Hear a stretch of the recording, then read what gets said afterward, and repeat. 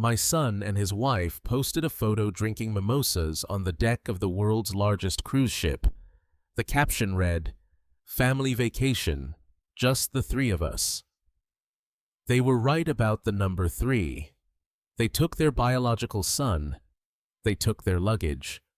But they left my 8-year-old adopted granddaughter locked in a dark house with a loaf of moldy bread and a note that said, "Be good." They thought I was just a retired old man who would not notice. They forgot that before I was a grandfather, I was a logistics commander for the U.S. Army. And I do not leave people behind. Before I tell you how I crashed their vacation and made them famous in the worst way possible, please tell me where you are watching from in the comments. Hit like and subscribe if you believe family is about love, not blood. The red numbers on my digital alarm clock read 2:03 a.m. in my line of work, or at least in the line of work I used to do. Sleep was a luxury, not a right. You learn to wake up instantly. No grogginess. No rubbing your eyes. When the phone on my nightstand vibrated against the wood table, I was awake before my hand even touched the receiver. I expected a wrong number. Or maybe a robocall. I did not expect the sound of a child trying not to cry. "Grandpa." It was a whisper, so quiet I almost missed it. It was Mia, my 8-year-old granddaughter. Her voice was shaking so hard the syllables were vibrating. "Mia." I sat up. The sheets fell to my waist. "Why are you whispering? Is everything okay?" "Grandpa, I am thirsty." The confusion hit me first. Thirsty? Why was she calling me at 2 o'clock in the morning because she was thirsty? Her bedroom was down the hall from her parents' room. Austin and Monica were heavy sleepers, but they were not deaf. "Honey, go ask your daddy for water. It is late." "I cannot." Her voice cracked, a tiny splintering sound that made the hair on the back of my neck stand up. "The door is locked. Grandpa." "The big door." "What do you mean, the big door?" "The front door, and the back door, and the garage door." I knocked on Mommy and Daddy's room, but nobody answered. "I think they are gone." "Grandpa, it is really dark, and I heard a noise in the basement, and I am scared." My blood ran cold. It was a physical sensation, like someone had injected ice water directly into my veins. I did not ask another question. I did not ask her to check again. I knew.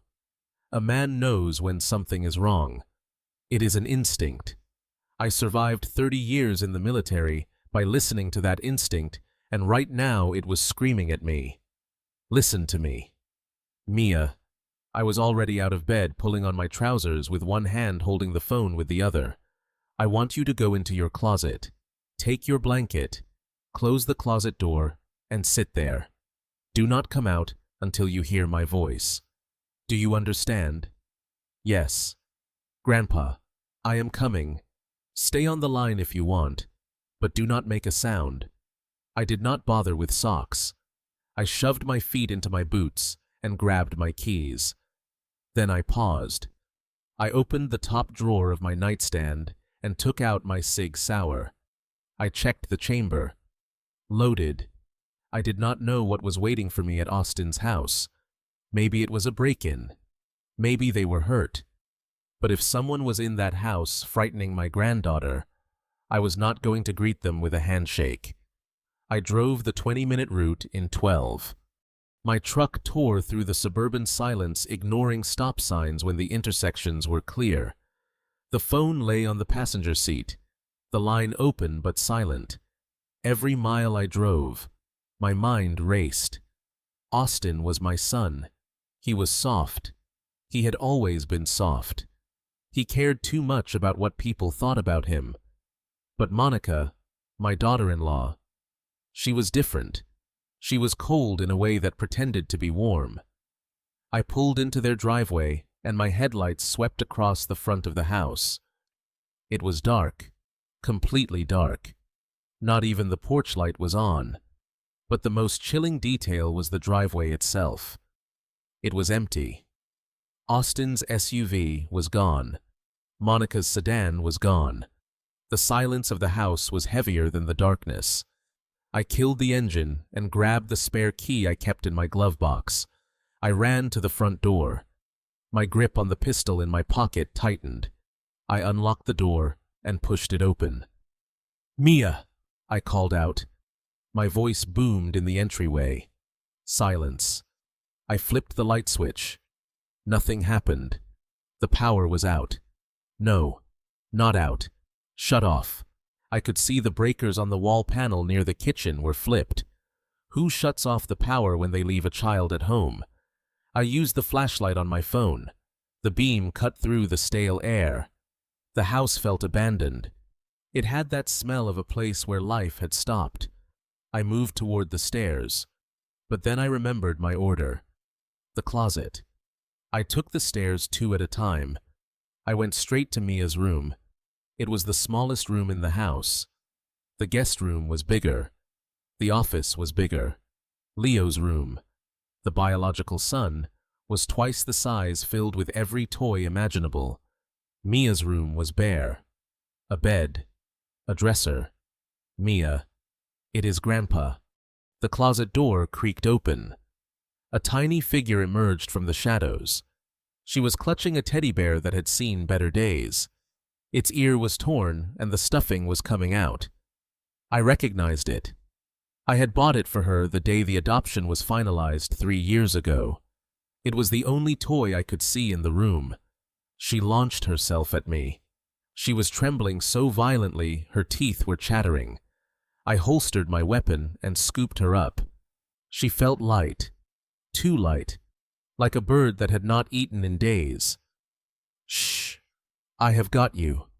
I held her tight, feeling her tears soak into my flannel shirt. "You are safe now." I carried her downstairs. I needed to understand. Where were they? People do not just vanish. I walked into the kitchen. The beam of my flashlight swept across the marble countertops Monica was so proud of. That was when I saw it.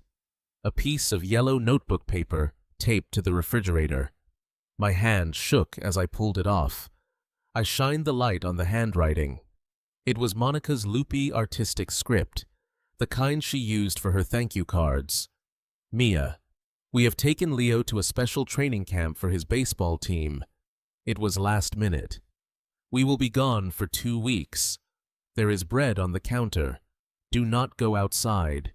The neighbors will call the police if they see you wandering around, and they will take you away to a bad place. Be good. We are watching you on the cameras." I stared at the note. Training camp. 2 weeks. I looked at the counter. There was a loaf of white bread. I reached out and touched the bag. It was hard. Green spots of mold were blooming on the crust. I felt a rage so pure and hot it almost blinded me. This was not negligence. This was malice. This was calculated cruelty. They left an 8-year-old child alone for 2 weeks, with moldy bread and a threat that the police would take her away if she sought help. I looked at the refrigerator. I tried to open it. It wouldn't budge. I shined the light on the handles. A heavy-duty bicycle chain was wrapped around the handles of the French doors, secured with a padlock. I looked at Mia. She was still in my arms, clinging to my neck. "Why is the fridge locked, honey?" I asked, trying to keep my voice steady. "Mommy said I steal food," she whispered. "She said I eat too much, and that is why groceries are expensive.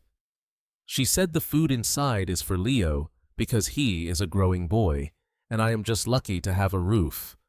I set Mia down on one of the bar stools. "Stay here, baby." I went out to my truck and grabbed the bolt cutters from my toolbox. I walked back inside. The metal snapped with a loud crack that echoed through the empty house. The chain rattled to the floor. I pulled the doors open. The light inside did not come on because the power was cut, but my flashlight revealed the truth. It was fully stocked. Steaks, fresh fruit, milk, juice, rows of yogurt, a birthday cake that said, "Happy Vacation." They had chained it shut, not to save food, but to starve her. I grabbed a bottle of water and cracked it open, handing it to Mia. She drank it in one long gulp, gasping for air when she finished. "We are leaving," I told her. "Pack your bag. Actually, do not pack anything. We will buy you new clothes. Better clothes. Leave everything here." I drove her back to my house. The drive back was different. I was not panicked anymore. I was focused. The kind of focus I used to have when I was planning a supply line through a hostile zone. I made her a bowl of tomato soup and a grilled cheese sandwich. She ate it like it was the finest meal she had ever tasted. I watched her eat, and every bite she took was another nail in the coffin of my relationship with my son. After she fell asleep in the guest room, wrapped in a clean duvet, I went into my study. I did not sleep. I could not sleep. I sat at my mahogany desk and opened my laptop. I needed to know where they were. Training camp was a lie. Austin hated baseball, and Leo was terrible at it. I logged into Facebook. Nothing on Austin's page. He was smart enough to stay quiet. But Monica could not breathe without posting about it. Her life was a performance, and she needed an audience. I went to her Instagram. Her profile was public, and there it was. Posted 4 hours ago. A picture of the three of them. Austin wearing a linen shirt, Leo holding a game controller, and Monica in a designer bikini holding a glass of champagne. The background was unmistakable. The massive water slides, the ocean view. The caption read, "Finally, some peace. Royal Caribbean icon of the seas. 15 days of bliss with my boys. No distractions. Just us. Hashtag family first. Hashtag luxury life. Hashtag blessed. No distractions." That is what she called Mia.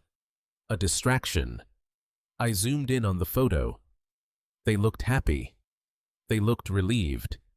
They were smiling that wide, carefree smile of people who think they have gotten away with a crime. I picked up my phone and dialed the number for the airline. I have been a platinum member for 20 years, and I know how to get information. I told the agent I was Austin's father, and I wanted to confirm their return flight details to pick them up. I gave his date of birth.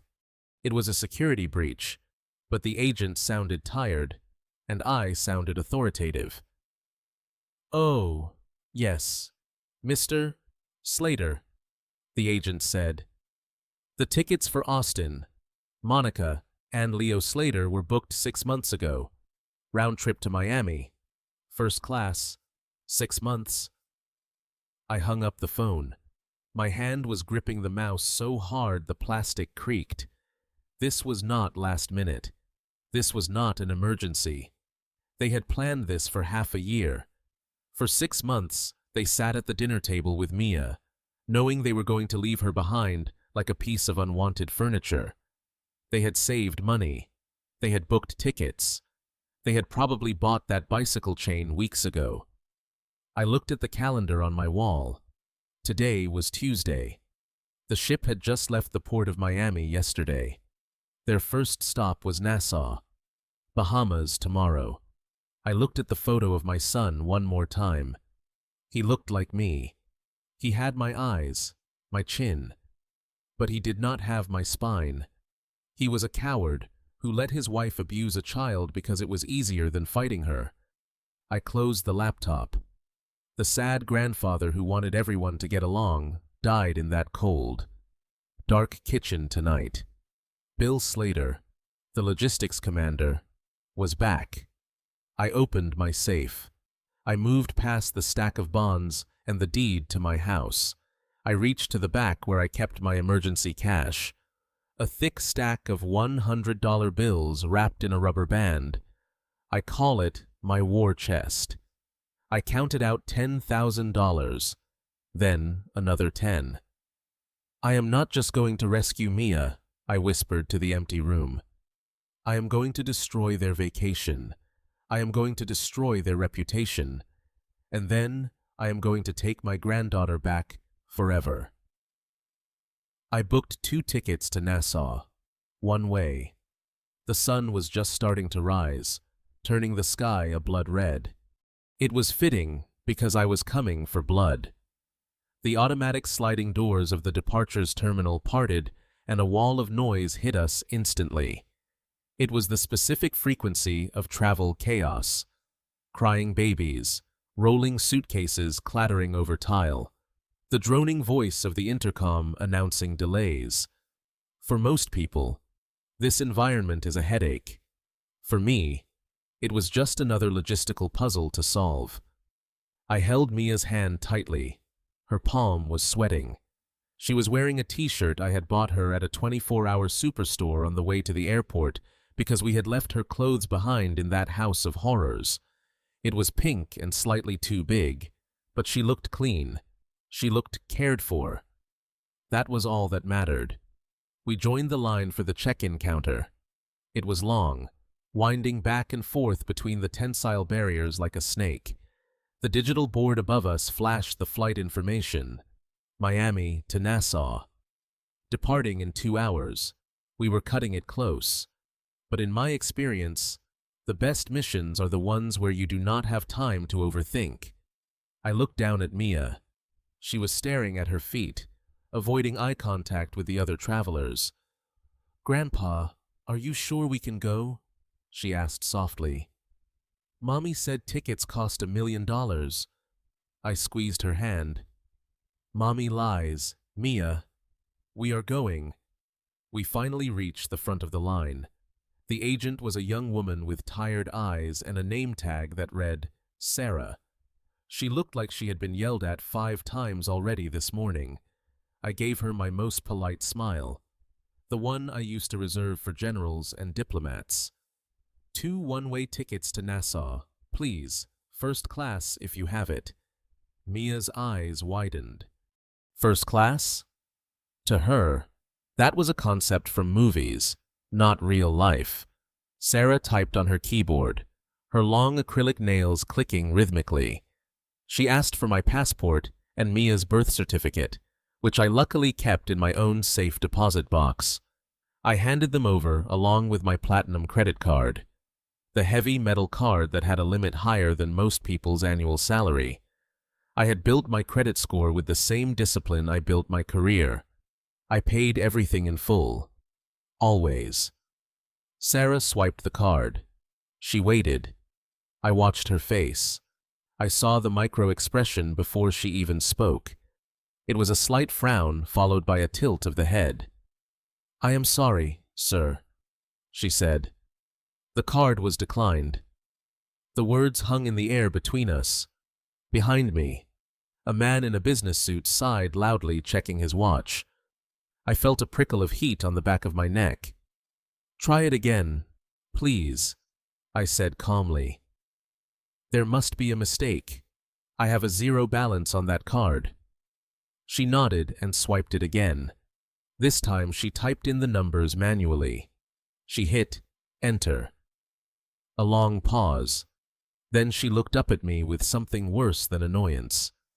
Pity. "It is declined again, sir. It says do not honor. You might want to call your bank." The man behind me groaned. "Buddy, if you cannot pay, move aside. Some of us have places to be." I turned around slowly. I did not raise my voice. I just looked at him with the same look. Snorts I used to give fresh recruits who forgot to polish their boots. The look that says, "I have survived wars. Do not test me over a boarding pass." He shut his mouth and looked down at his phone. I stepped to the side of the counter, but I did not leave. Mia was trembling. "Did I do something wrong, Grandpa?" she whispered. "No, my honey. This is just a computer error. Stand right here next to my leg." I pulled out my phone and dialed the priority number on the back of my card. It rang once. "This is William Slater. Authorization code Zulu Tango Niner. Why is my card being rejected?" "Mr. Slater." The voice on the other end was smooth, professional. "We put a freeze on the account due to suspicious activity. We noticed a large cash withdrawal at a branch counter yesterday afternoon that drained the available liquid limit.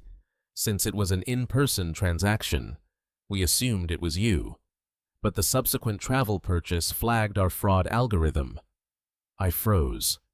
A cash withdrawal? In person? "I did not make a withdrawal," I said, my voice dropping an octave. "How much?" $25,000, sir. It was done at the branch on Main Street. The teller verified the signature on file. I closed my eyes. Main Street. That was where Austin worked. He was not just a customer. He was the branch manager. He knew the tellers. He knew the protocols. And he knew exactly how to forge my signature because he had spent his whole life practicing it on report cards he did not want me to see. The betrayal hit me harder than the financial loss. It was not just theft. It was an execution. He had cleaned me out to fund his paradise. He wanted to make sure that even if I found out about Mia, I would be too broke to do anything about it. He thought he had stranded me. He thought he had cut my supply lines.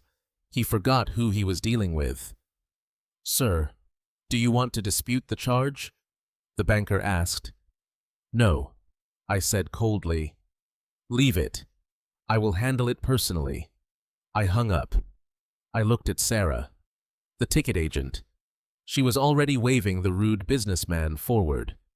"Excuse me," I said, stepping back in front of him. "I am not finished." "Sir, if the card is declined, there is nothing I can do." Sarah said, her patience wearing thin. I did not argue. I did not beg. I simply knelt down on one knee right there on the polished airport floor. Mia looked at me, confused. The businessman snickered. "Look at this. The old guy is praying." He mocked. I ignored him. I reached down to my left boot. It was a habit from my first tour in the 70s. You never trust a bank in a war zone. You never trust a pocket that can be picked. You trust your boots. I unlaced the leather straps. I reached deep inside past the ankle support into a hidden lining I had sewn myself. I pulled out a thick envelope wrapped in plastic. I stood up and placed the envelope on the counter. The thud it made silenced the businessman. I tore open the plastic. Inside was a stack of $100 bills. Fresh, crisp, uncirculated. My emergency fund. My war chest. I counted out the money. 1,000. 2,000. I kept counting until the pile on the counter looked like something from a drug bust. "I believe this is legal tender," I said, keeping my voice flat. "2 first-class tickets to Nassau, and I want the window seats." Sarah stared at the cash. Then she stared at me. She swallowed hard. "Yes, sir. Of course, sir." She started counting the money, her hands shaking slightly. The rude businessman. And me was dead silent. I turned to look at him. He was suddenly very interested in the ceiling tiles. I looked down at Mia. She was looking at the money and then at me with wide eyes. "Grandpa, why do you have money in your shoe?" "Because banks can make mistakes." "Mia," I said loud enough for the people around us to hear. "And because sometimes the people you trust the most are the ones who steal from you. But you never let them stop the mission. Do you understand?" She nodded solemnly. Sarah handed me the boarding passes. Her attitude had completely changed. There was respect in her eyes now, or maybe fear. I did not care which. "Thank you, Mr. Slater. Have a safe flight." I took the tickets. I took Mia's hand. We walked towards security. I could feel the weight of the remaining cash pressing against my ankle. It was uncomfortable, but it was a good pain. It was the feeling of ammunition. Austin thought he had disarmed me. He thought he had left me helpless. But all he had done was force me to go back to my roots. I was not just a grandfather anymore. I was a soldier deploying to a hostile theater, and I had just secured transport. The seatbelt sign dinged off with a soft chime that sounded like a bell marking the beginning of a new round in a boxing match. We were leveling off at 30,000 feet, leaving the gray clouds of the East Coast behind and piercing into the brilliant, unyielding blue of the upper atmosphere. I adjusted my seat, reclining it just enough to ease the ache in my lower back, an ache that had more to do with the tension of the last 12 hours than my age. Next to me, Mia sat rigid in her leather seat. In first class, the seats are like armchairs, wide and enveloping, designed to make you forget you are hurtling through the air in a metal tube. But Mia looked swallowed by it. Her legs dangled inches above the floor, her new sneakers swinging slightly with the vibration of the aircraft. She had not let go of the armrest since takeoff. Her knuckles were white. A flight attendant moved down the aisle. She was an older woman with silver hair and a smile that reached her eyes, the kind of professional warmth that usually puts people at ease. She stopped at our row, pushing a cart that smelled of fresh coffee and warm sugar. "Good morning, Mr. Slater," she said, checking a digital tablet. "And good morning to you, young lady. Can I get you something to drink? We have fresh orange juice, apple juice, soda, or hot chocolate. And we have warm chocolate chip cookies coming out of the oven in just a minute." I looked at Mia, expecting her eyes to light up. Any 8-year-old I knew would have jumped at the mention of warm cookies and soda. But Mia did not smile. She flinched. It was a small movement, almost imperceptible. But I saw it. She shrank back into the leather, pushing herself deeper into the upholstery as if trying to disappear. "No, thank you," she whispered. Her voice was barely audible over the hum of the engines. I frowned. "Honey, you have not eaten anything since that grilled cheese sandwich hours ago. Have some juice. Get a cookie." Mia shook her head vigorously, her dark hair whipping across her face. "I am not hungry, Grandpa. I am fine." Just then, her stomach gave a loud, undeniable growl. It was the sound of an empty belly, a sound that betrayed her polite refusal. The flight attendant smiled gently, not wanting to embarrass her. "I will leave some snacks right here on the console just in case," she said, placing a bowl of warm mixed nuts and a glass of apple juice on the tray table, "just in case you change your mind." She moved on to the next row. I waited until she was gone. Then I turned in my seat to face my granddaughter. I reached out and covered her small, trembling hand with my own. My hand was rough, calloused from years of working in the yard and decades of military service. Her hand was fragile, cold, and clammy. "Mia, look at me," I said, my voice soft but firm. "Why are you lying to me? I know you are hungry. Why did you say no?" She looked down at her lap, picking at a loose thread on her jeans. She chewed her lip nervously. "Because it costs money, Grandpa," she said finally. Her voice was so quiet. I had to lean in to hear her. I sat back confused. "Honey, I bought the tickets. The food is included. It does not cost extra." She shook her head again, tears welling up in her eyes. "No, Grandpa, Mommy said nothing is free. She said that when we go places, I have to be careful because I am expensive. She said that the reason they cannot buy a boat like the neighbors is because my adoption fees cost so much. She said every time I ask for something special, like juice or a snack, I'm taking money away from the family budget, She said if I am not careful, we will not be able to pay the electric bill, and the lights will go out, and it will be my fault. I felt the air leave my lungs. It was a physical blow, harder than any punch I had ever taken in a bar fight or a training exercise. This was not just physical neglect. This was psychological warfare. Monica was not just starving Mia's body. She was poisoning her mind. She was building a narrative where an 8-year-old child was responsible for the family's financial stability. I looked out the window at the endless white horizon. I tried to control the rage boiling in my chest. I thought about the receipts I had seen in Austin's office when I helped him with his taxes last year. Monica's handbags cost $3,000 each. Austin's golf club membership was $500 a month. They drove luxury cars. They drank imported wine. And yet, they had looked this little girl in the eye and told her that a $3 soda was the reason they were struggling. They were gaslighting her. They were making her feel like a burden, like a parasite that should be grateful for the scraps she was given. They were teaching her to make herself small, to consume nothing, to apologize for her very existence. I turned back to Mia. I unbuckled my seatbelt and turned my body completely toward her. I took both of her hands in mine and waited until she looked up at me. "Mia, listen to me very closely," I said.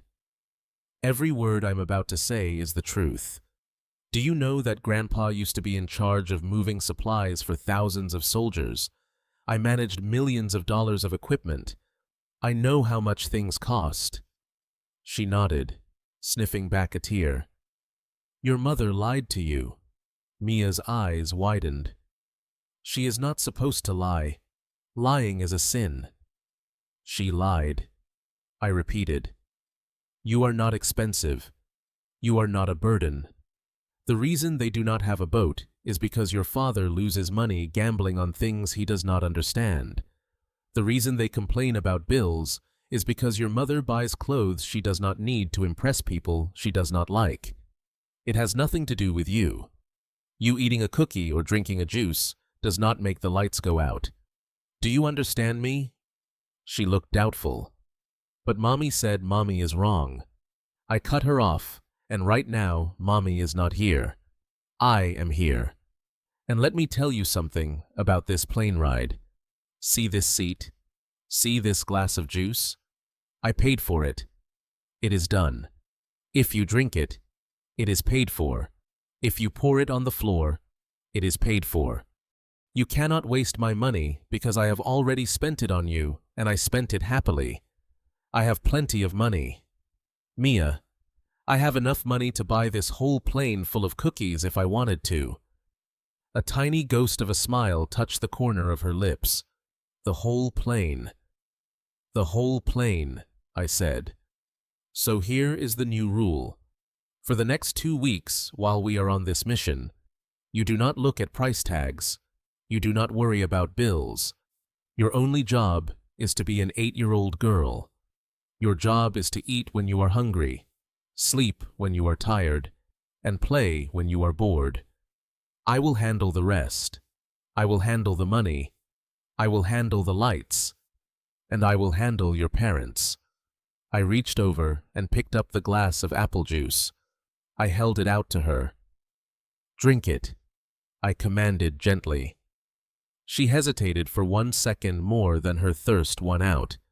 She took the glass with both hands and drank. She drank the whole thing without stopping, wiping her mouth with the back of her hand when she was done. "Good," I said. "Now, press that blue button on your armrest." "What does it do?" she asked. "Press it." She pushed the button. A moment later, the silver-haired flight attendant appeared. "Yes, sir. Can I get you something else?" "My granddaughter would like a warm chocolate chip cookie," I said. "Actually, make it 2, and another juice. And do you have any ice cream? We have vanilla bean sundaes with hot fudge. We will take one of those, too." I looked at Mia. "Is that okay with you?" Mia looked at the flight attendant. Then, at me. She saw the fierce determination in my eyes. She saw that I was not angry at her. I was fighting for her. Yes. Please. She whispered. When the food came, Mia ate. She ate with a focus that broke my heart. She ate the cookies. She ate the ice cream. She ate the nuts. And with every bite, I saw her shoulders relax a little more. I saw the terrified little prisoner fading, and a child starting to emerge. I leaned back in my seat, watching her scrape the last of the hot fudge from the bowl. I made a silent vow to the universe and to the God I had not prayed to in years. They had spent years making her feel worthless. I had 2 weeks to undo it. Mia, I said. She looked up, chocolate smeared on her cheek. Yes. Grandpa, I want you to remember this feeling. Being full, being safe, being warm, because this is how it is going to be from now on. No one is ever going to lock a fridge on you again. No one is ever going to tell you that you are too expensive to love. Not while I am breathing. She looked at me for a long time, studying my face, searching for any sign of deception. Then she nodded slowly. Okay, Grandpa, she said. We hit a patch of turbulence then. The plane dipped suddenly, and the seatbelt sign chimed back on. Mia gasped and reached for my hand again. I held it tight. I did not flinch. I was a rock. I would be her rock. The turbulence was just beginning. The real storm was waiting for us in Nassau, and I was ready to fly straight into it. The humidity in Nassau hit us like a wet towel the moment we stepped out of the air-conditioned airport terminal. It was not the pleasant warmth of a tropical vacation. It was a suffocating heavy heat that smelled of diesel fumes, roasting asphalt, and too many bodies pressed into too small a space. We took a taxi to the cruise port. The driver was a man with gold teeth who wanted to talk about the weather and the best places to buy rum cakes. I ignored him. I sat in the back seat with Mia, watching the colorful blur of the island whip past the window. My mind was not on the scenery. It was calculating timelines. The Icon of the Seas had docked at 7 o'clock this morning. It was scheduled to leave at 5 o'clock in the afternoon. It was currently 11:30. We had less than 6 hours to find them, confront them, and get off that ship before it sailed for open waters again. When we arrived at the Prince George Wharf, it was absolute bedlam. Thousands of tourists were pouring off the ships like ants from a kicked hill. They wore matching t-shirts and floppy hats, their skin already turning pink under the relentless sun. The noise was deafening. Steel drum music clashed with the shouting of tour operators and the honking of buses. I gripped Mia's hand so tight, her knuckles turned white. Stay close to my leg, I told her. Do not let go for any reason. If you get lost, you stand still and scream my name. Do you understand? She nodded, her eyes wide with sensory overload. She looked like a terrified mouse in a stampede of elephants. We pushed through the crowd toward the security checkpoint for the Royal Caribbean dock. This was the first hurdle. You cannot just walk onto a cruise ship. It is a floating fortress. They have metal detectors, X-ray machines, and guards who take their jobs very seriously. I approached the main gate. A large man in a white uniform held up a hand to stop us. He looked tired and sweaty and entirely uninterested in hearing a sob story. ID and C pass cards. He droned without looking me in the eye. I do not have a C pass card, I said, my voice cutting through the noise of the crowd. I am here to purchase a day pass for the ship. He laughed, a short dry bark of a laugh. Day passes are sold online. Sir, months in advance. The ship is at full capacity. Unless you are a registered guest or crew, you are not getting past this yellow line. Step aside, please.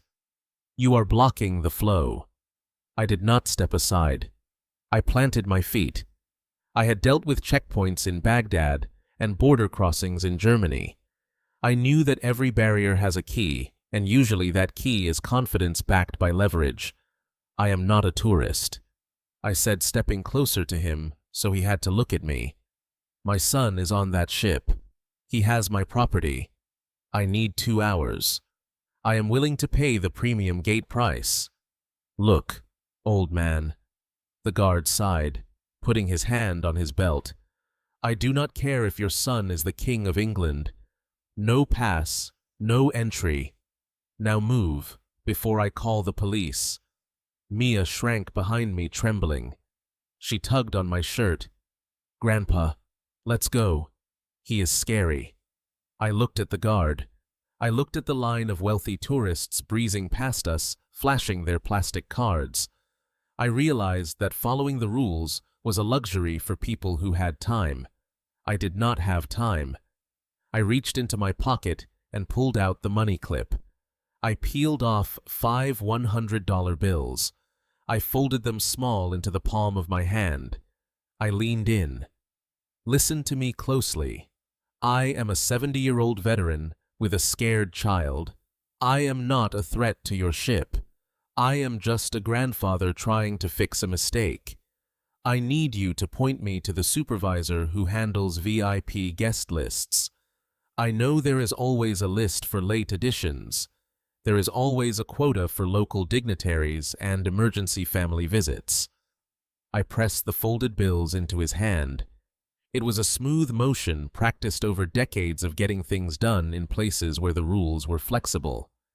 He looked down at his hand. Then he looked at Mia. He saw the fear in her eyes. He saw the determination in mine. The bureaucracy in his face softened just a fraction. Go to the blue tent on the far left, he muttered, pointing away from the main crowd. Ask for Mr. Henderson. Tell him you are looking for the friends and family excursion pass.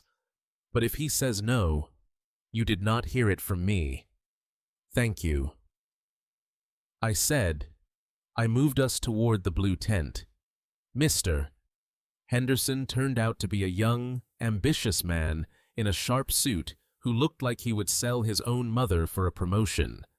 He started to give me the same speech about capacity, but when I placed $2,000 in cash on his desk for 2 visitor passes, he suddenly found a loophole in the computer system. It took 20 minutes of typing, scanning passports, and issuing temporary badges. 20 minutes that felt like 20 years. But finally, he handed me 2 lanyards with plastic cards. These are valid until 4:30, he warned. If you are not off the ship by then, you will be sailing to Mexico. I put the lanyard around Mia's neck. It looked huge on her. We walked down the long pier. The heat was radiating off the concrete, making the air shimmer. And then the crowd parted, and we saw it. The icon of the seas. It was not a ship. It was a floating city, a monument to excess. It towered 20 decks high, blocking out the sun. It was painted in garish white and teal, with water slides coiling around the top like colorful intestines. It was massive, loud, and arrogant. It was exactly the kind of thing my son Austin would love. It was a place where you could pretend the real world did not exist. I looked up at the balconies lining the side of the ship. Thousands of them. Somewhere in that metal belly. My son was drinking a cocktail paid for with his daughter's future. Somewhere in there. They were laughing. I adjusted the sunglasses on my nose. I checked the time. 12:15. I looked down at Mia. She was staring up at the ship, her mouth open. Is that where they are, Grandpa? She asked. Yes, I said. That is where they are. Are we going to yell at them? No, I said, taking her hand and walking toward the gangway. We are not going to yell. Yelling is for people who do not have a plan. We are going to teach them a lesson. We stepped onto the metal ramp. The sound of our footsteps on the steel was heavy and final. We were boarding the enemy vessel. The hunt was over. The ambush was about to begin. The dining hall on deck 15 was a cathedral of gluttony. It was called the Windjammer Marketplace, but it looked more like a Roman orgy reimagined by a corporate accountant. The air was thick with the smell of melted butter garlic, roasting meat, and the sugary chemical tang of artificial tropical punches. It was a sensory assault. Everywhere I looked, there were mountains of food, pyramids of chilled shrimp glistening under the halogen lights, carving stations where prime rib was sliced into thick slabs by men in tall white hats, towers of desserts that defied gravity. I held Mia's hand as we navigated through the maze of tables. She was walking with a limp, not because she was injured, but because she was overwhelmed. Her eyes darted from the overflowing plates of strangers to the floor. She had spent the last 2 days rationing a loaf of moldy bread, and now she was walking through a room where people were throwing away half-eaten steaks because they were too full to finish them. The waste was obscene. It was a physical manifestation of the entitlement that had almost killed my granddaughter. I scanned the room. It was crowded, but finding them was not difficult. You just had to look for the center of attention, or at least the people who desperately trying to be the center of attention. I saw the ring light first. It was a small portable halo of white LED light clamped onto the edge of a table near the floor-to-ceiling windows. The best seat in the house. Naturally, the light was pointed directly at a woman with perfectly coiffed blonde hair and a white linen dress that probably cost more than my truck. Monica. She was holding a glass of rose wine in one hand and gesturing with the other, talking animatedly to her phone screen. She was performing. She was selling the fantasy of the perfect mother enjoying a well-deserved break. Sitting across from her was Austin, my son. He was wearing a floral shirt, unbuttoned one too many buttons down. He looked sunburnt and soft. His face was flushed with alcohol, and he was laughing at something Monica was saying to her invisible audience. In front of him sat a silver platter that took up half the table. A massive bright red lobster steamed in its shell, surrounded by mussels and corn on the cob. And then there was Leo, my 10-year-old grandson. He was sitting at the end of the table, slumped over a tablet. He was wearing noise-canceling headphones, completely checked out from his parents. In front of him was a plate of chicken nuggets and fries that had gone cold. He looked bored. He looked lonely. I felt a squeeze on my hand. I looked down. Mia had stopped walking. She was staring at the table. Her lower lip was trembling. "Grandpa," she whispered. "Is that Daddy?" "Yes." "Honey," I said. "That is Daddy. Is he going to be mad at us for coming?" I knelt down on one knee right there in the middle of the buffet line, blocking a man with a plate full of nachos. I looked her in the eye. "He has lost the right to be mad. Mia, he has lost the right to be anything but ashamed. You stay right behind me. Do not say a word. Just watch." I stood up. I adjusted my shirt. I checked the pocket where I kept the yellow note. The paper felt heavy like a lead weight. We moved forward. I approached them from behind Austin's chair. The noise of the restaurant was deafening, but as I got closer, the world seemed to go silent. All I could hear was Monica's voice. It was high-pitched and fake, the kind of voice people use when they are talking to puppies or social media followers. "We are just so blessed. You guys," she was saying into the camera, "Austin and I have been working so hard, and we just really needed this time to reconnect as a couple. It is so important to prioritize self-care. If you do not fill your own cup, you cannot pour into others. Right?" She took a sip of wine and giggled. Austin reached out and grabbed a lobster claw. He cracked it open, and the sound was like a gunshot. Juice squirted onto his chin. He laughed, wiping it away with a cloth napkin. "This is the life. Baby." He said, "This is the life." They were so wrapped up in their bubble of narcissism that they did not notice the 68-year-old man and the terrified little girl standing 2 feet away from them. They did not notice the shadow I cast over their table, blocking out the bohemian sun. I waited. I wanted them to finish their sentence. I wanted them to fully commit to the lie before I shattered it. Monica smiled at the phone. "We miss the little ones. Of course. But sometimes you just have to." She stopped. Her eyes had drifted past the phone screen and landed on me. Her smile did not fade immediately. It froze. It became a rictus of confusion. Her brain could not process the data. Bill Slater was in Florida. Bill Slater was an old man who watched TV and went to bed at 9. Bill Slater was not standing on the deck of the Icon of the Seas, looking like the angel of death. "Dad." Austin choked. He dropped the lobster claw. It clattered onto the china plate. I did not speak. Not yet. Words were too easy. I wanted an action that they could not edit out of their video. I reached into my breast pocket. My hand moved slowly, deliberately. Austin flinched as if I were reaching for a weapon. In a way, I was. I pulled out the yellow piece of notebook paper. The tape was still on the corners. The edges were still jagged where I had ripped it off the refrigerator door. I smoothed it out in my hand. Monica's phone was still recording. The comments were probably flying up the screen asking who the angry old man was. She didn't move to turn it off. She was paralyzed. I took a step forward and slapped the paper down right in the center of Austin's plate. It landed directly on top of the steaming lobster tail. The grease from the butter immediately started to soak into the papers, turning the yellow fibers translucent. But the message was still clear.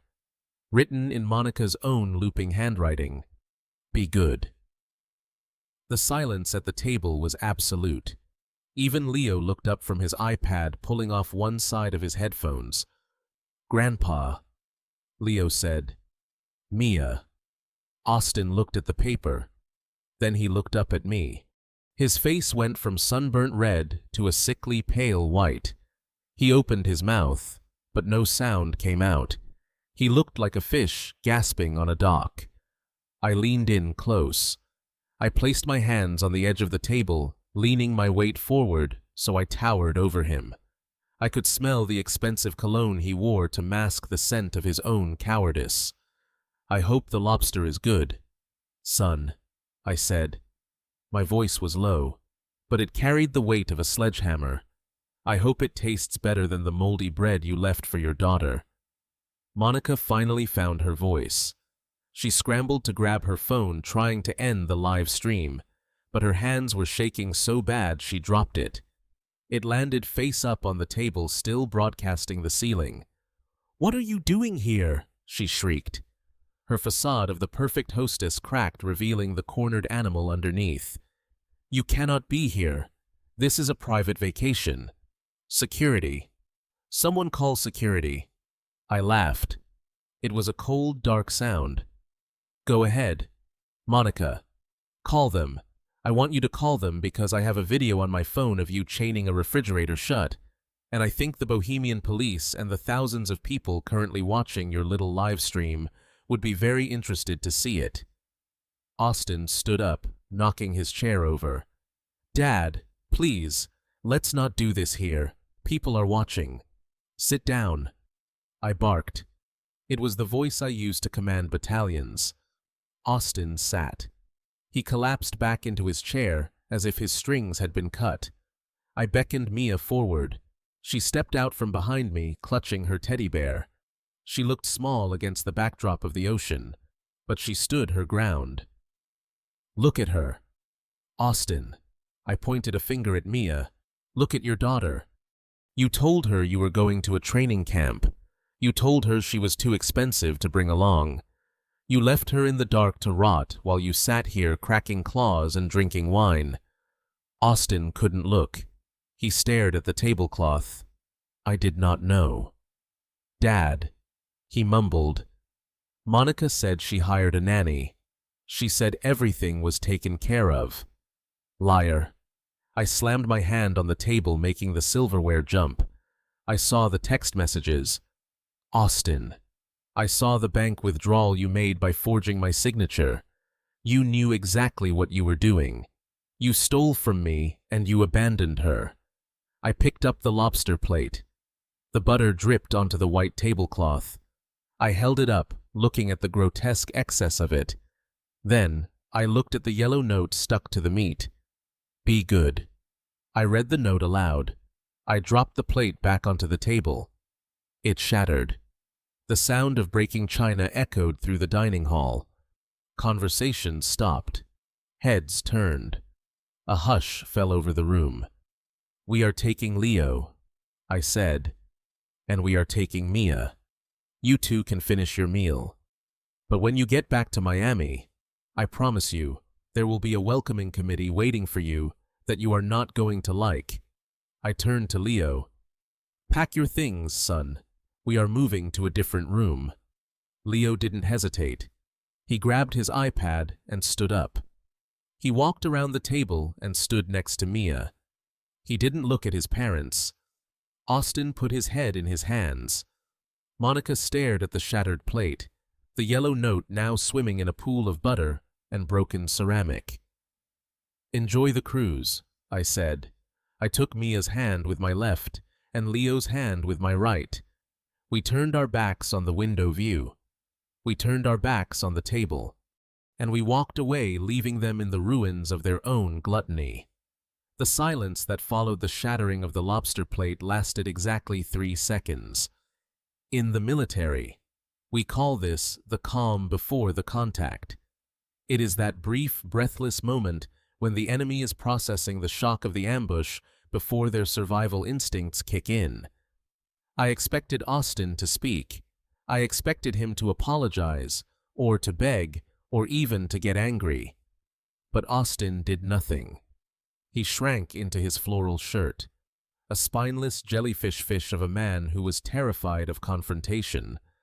But Monica was not a jellyfish. She was a viper, and I had just stepped on her tail in front of her entire digital audience.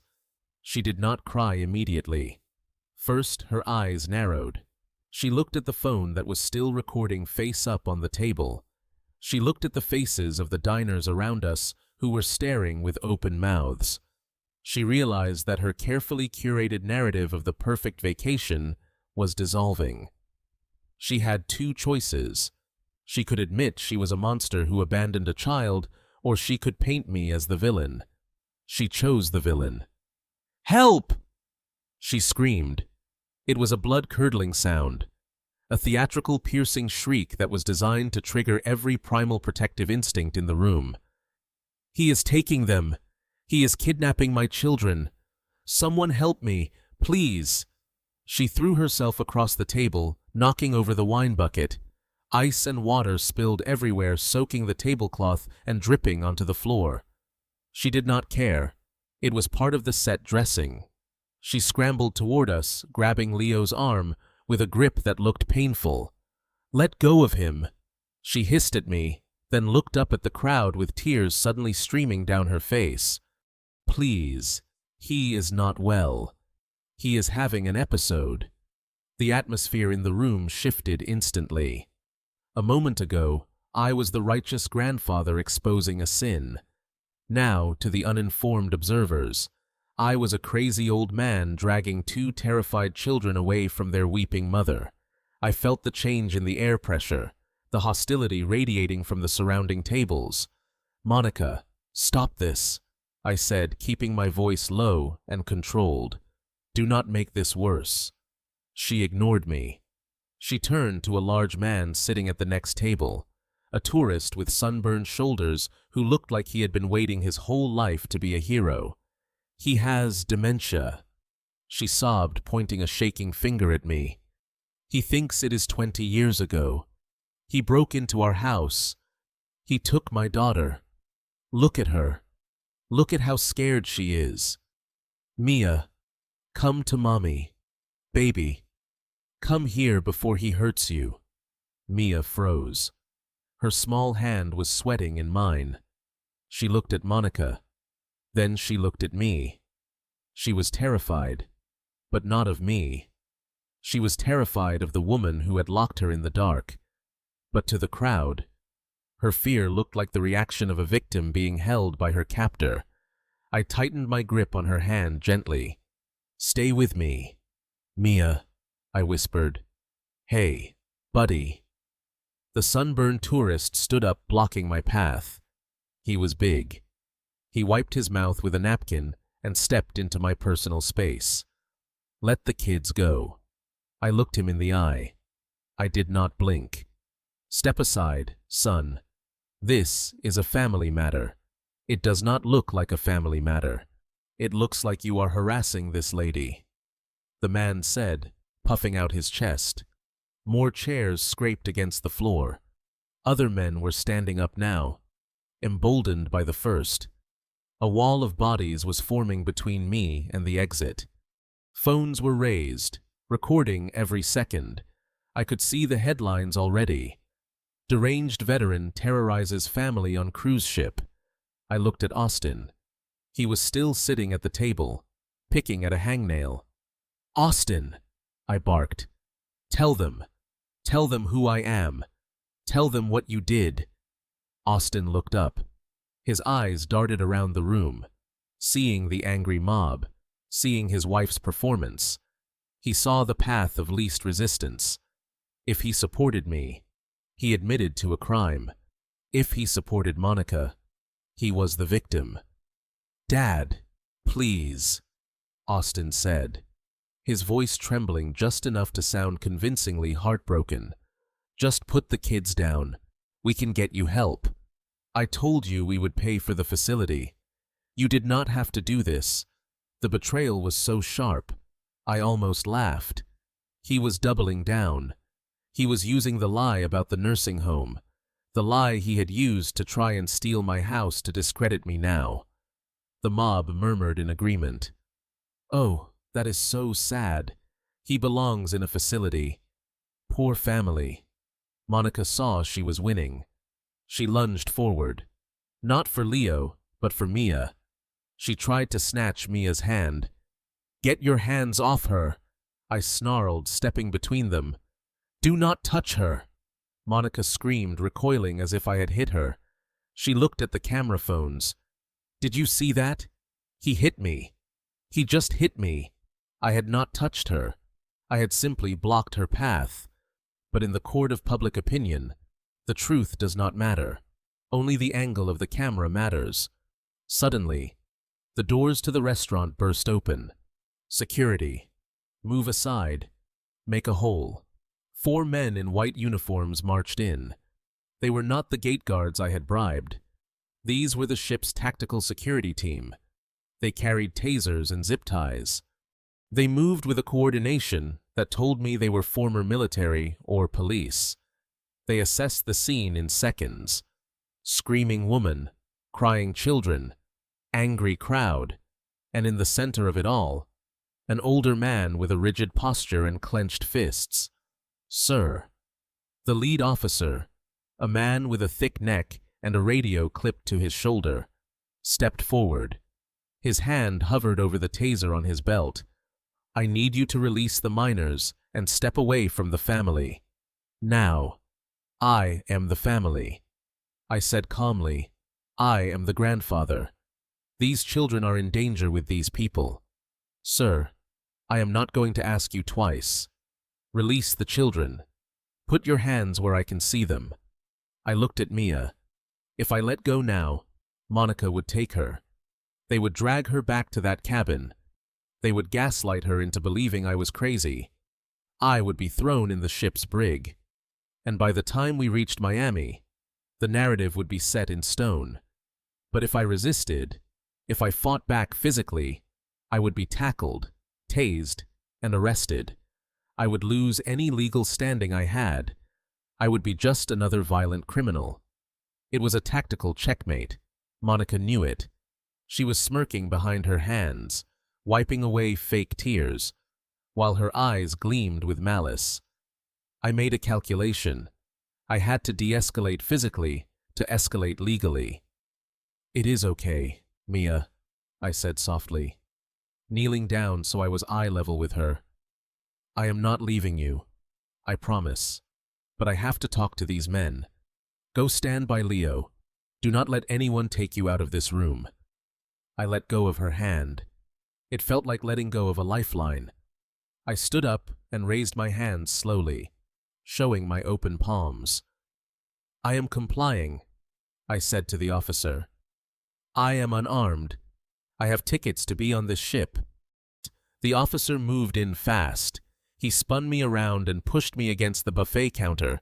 I felt the cold plastic of zip ties bite into my wrists. "You are hurting him," Leo shouted. He broke his silence, throwing his iPad onto the table. "Stop it. Grandpa didn't do anything. Mom is lying." The crowd went quiet. The voice of a child usually cuts through the noise. "Leo, baby, shh." Monica rushed to him, trying to hug him. "Grandpa is sick. Honey, he is having a bad day. Don't listen to him. She is lying," Leo yelled, pushing her away. He pushed his own mother away with a force that surprised everyone. We left Mia. We left her at home with no food. Grandpa came to save her. Monica's face went pale. The sunburned tourist who had blocked my path looked confused. He looked from Leo to Monica. "What did the kid say?" Someone in the back asked. "Officer," I said. My voice pressed against the cold metal of the buffet. "Check my pocket." The breast pocket of my shirt. The officer hesitated. "Do it," I commanded.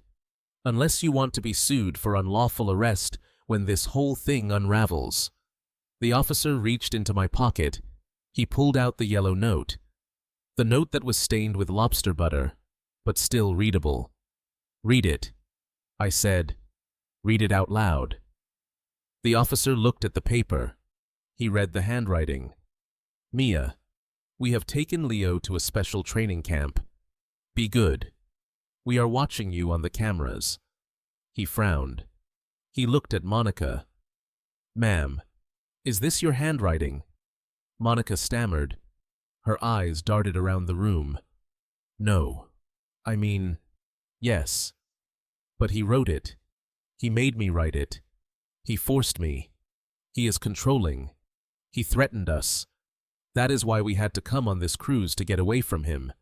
It was a weak lie. A desperate lie. And for the first time, the crowd wasn't buying it.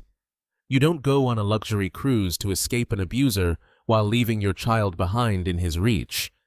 I turned my head to look at Austin. "Austin," I said, "this is your last chance. Look at your son. Look at Leo. He is 10 years old, and he has more courage than you. Are you going to let your wife lie to the police? Are you going to let your father be arrested for saving your daughter?" Austin looked at me. Sweat was pouring down his face. He looked at the zip ties on my wrists. He looked at the security guards. Austin started. "Shut up." "Austin," Monica hissed. "Don't say a word." Austin closed his mouth. He looked down at his shoes. I closed my eyes. The pain of the zip ties was nothing compared to the pain of that silence. My son was gone. The boy I raised, the boy I taught to ride a bike and catch a ball, was dead. There was only this husk left, this hollow shell filled with fear and greed. "Fine." I opened my eyes. "Officer, I have evidence. Hard evidence. I have the security footage from inside their house, time-stamped from 2 days ago. I have the bank records of the money they stole from me to pay for this trip. And I have the recording of the call my granddaughter made to me at 2 o'clock in the morning, begging for water because her parents locked the fridge." I looked straight at Monica. Her smirk was gone. "I want to see the captain," I said. "And I want the FBI contact in Miami on the line. Because this is not a family dispute anymore. This is a federal crime scene. The officer looked at the note again. He looked at the terrified little girl clinging to her brother. He looked at the woman in the expensive dress, who was suddenly very quiet. Uncut him. The officer said to his partner, "But keep eyes on him. We are going to the captain's office. All of us." The zip ties were cut. I rubbed my wrists. I did not celebrate. I did not smile. I walked over to Mia and Leo. I put my hands on their shoulders. "Let's go," I said to them. We walked out of the restaurant surrounded by guards. The crowd parted for us this time, not with hostility, but with a heavy, uncomfortable silence. They didn't know who to believe yet, but they knew one thing. The party was over. The vacation was dead. And the real storm was just beginning. The security officer held my phone like it was a live grenade. The screen was cracked slightly at the corner, a scar from when I dropped it in the garage rushing to get to Mia. But the display was bright and clear. I had set the brightness to maximum. I wanted every pixel of their cruelty to be visible. I unlocked the device with my thumb. My hands were steady now. The adrenaline of the physical confrontation had faded, replaced by the cold precision of the objective. I navigated to the cloud storage app connected to the home security system. I selected the clip dated 2 days ago at 9:30 in the evening. "Volume up," I said to the officer. He pressed the side button. The video began to play. The timestamp in the corner counted the seconds of their betrayal. The angle was wide, covering the entire kitchen and living room area. In the video, the house was brightly lit. Suitcases were lined up by the door. Monica walked into the frame. She was wearing a white travel outfit, looking fresh and excited. She was holding a heavy coil of chain and a padlock. Austin followed her. He looked nervous, pacing back and forth. "Are you sure about this, Monica?" Austin's voice on the recording was tinny, but unmistakable. "What if there is a fire? What if she needs to get out? She will be fine." "Austin, stop being such a baby." Monica's voice cut through the speaker, sharp and dismissive. "She is not going to starve. There is a loaf of bread on the counter. That is more than she deserves after what she did to my white rug. Besides, if we leave the fridge open, she will eat everything. You know how she is. She is a bottomless pit. We are not paying to restock the whole house when we get back." On the small screen, Monica began to thread the bicycle chain through the handles of the stainless steel refrigerator.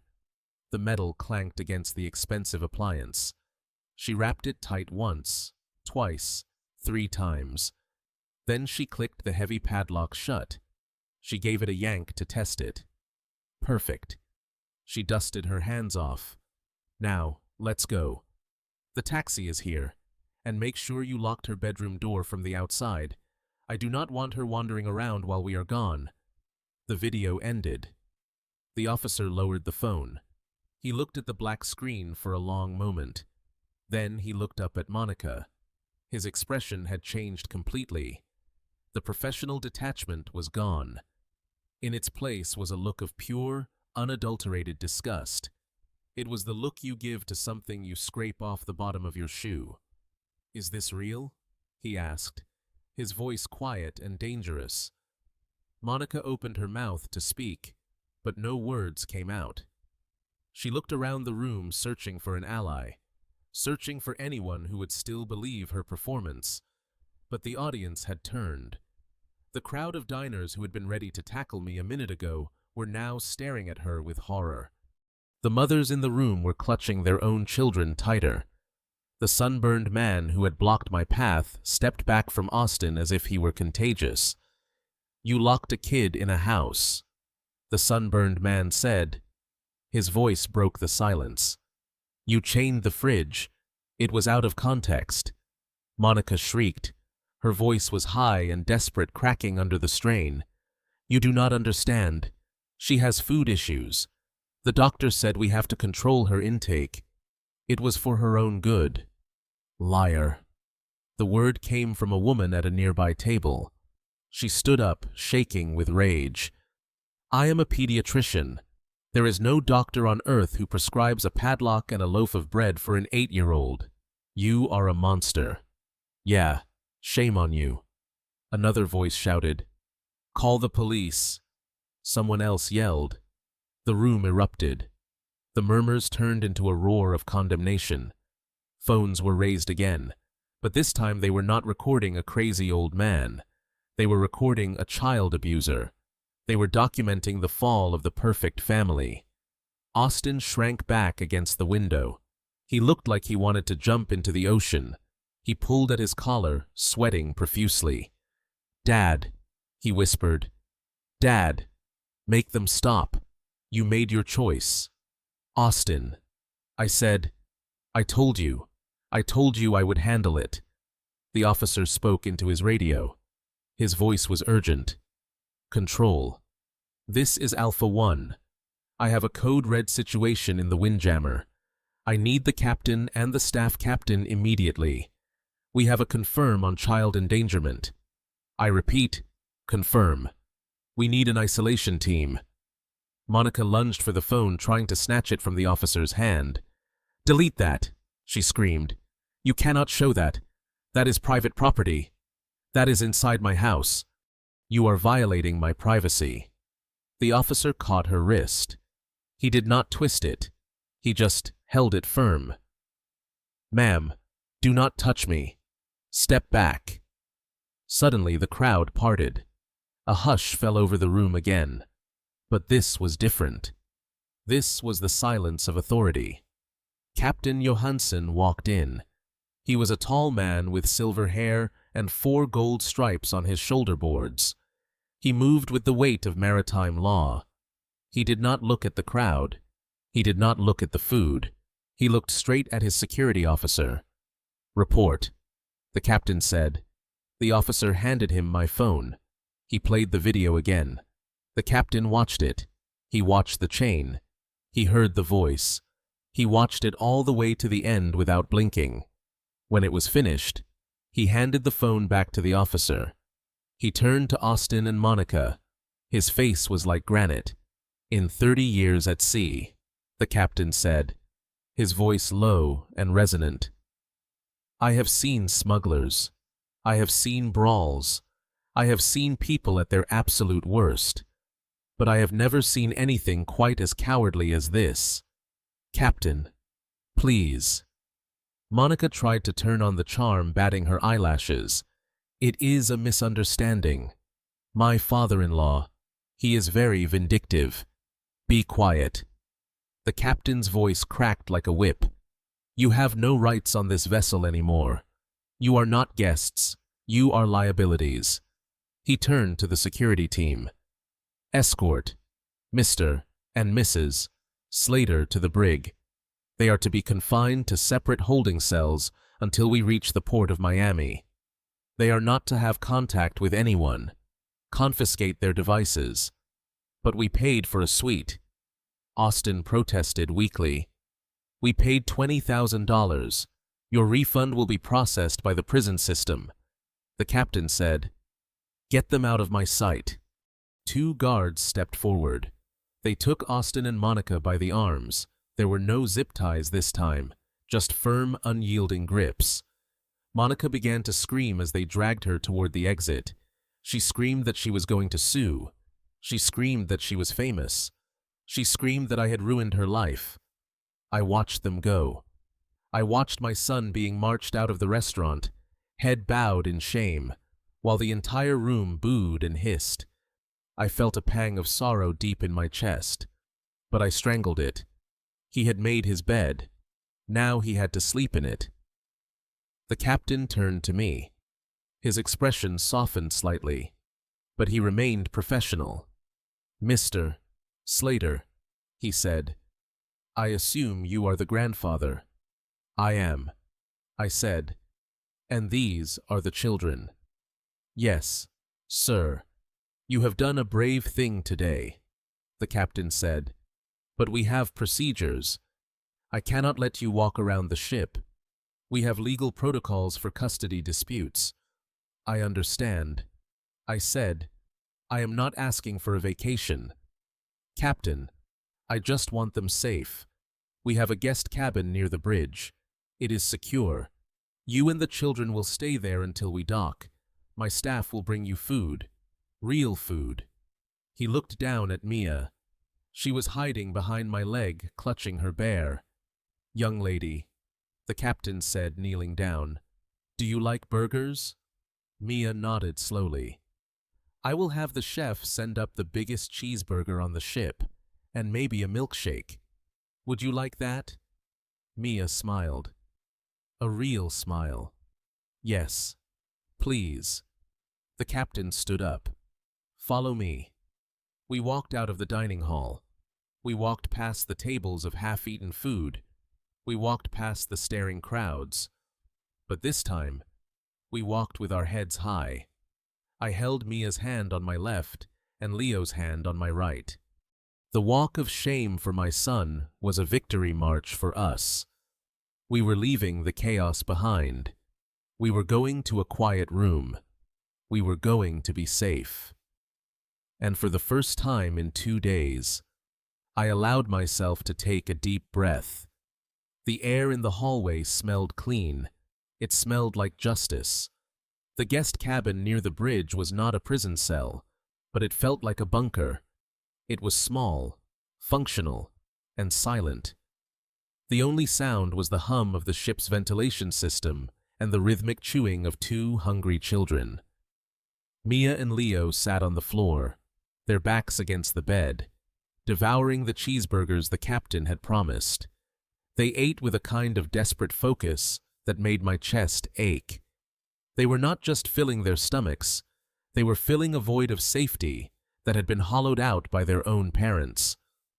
I sat in the single armchair by the porthole, watching the ocean churn below us. The water was a deep, bruised purple in the fading light. We were moving. The ship was still sailing toward its next destination, but for us, the journey had stopped. We were in limbo, waiting for the real world to catch up with us in Miami. I checked my watch. It had been 2 hours since the scene in the restaurant. 2 hours since I watched my son being dragged away by security. I should have felt triumphant. I had completed the mission. I had secured the targets. But all I felt was a heavy, cold exhaustion. It is a specific kind of fatigue that comes from realizing your entire legacy, the bloodline you worked so hard to protect, has curdled into something unrecognizable. There was a soft knock on the door. I stiffened. I expected the captain or maybe a steward collecting the plates. Stay there, I told the kids. I walked to the door and opened it just a crack. It was not a steward. It was Austin. He looked terrible. His floral shirt was torn at the shoulder, probably from the struggle with security. His face was blotchy and swollen.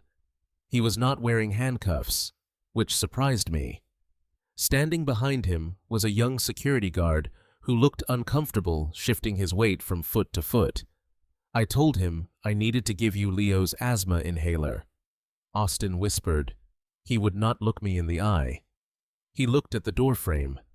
Please, Dad, just 5 minutes. I looked at the guard.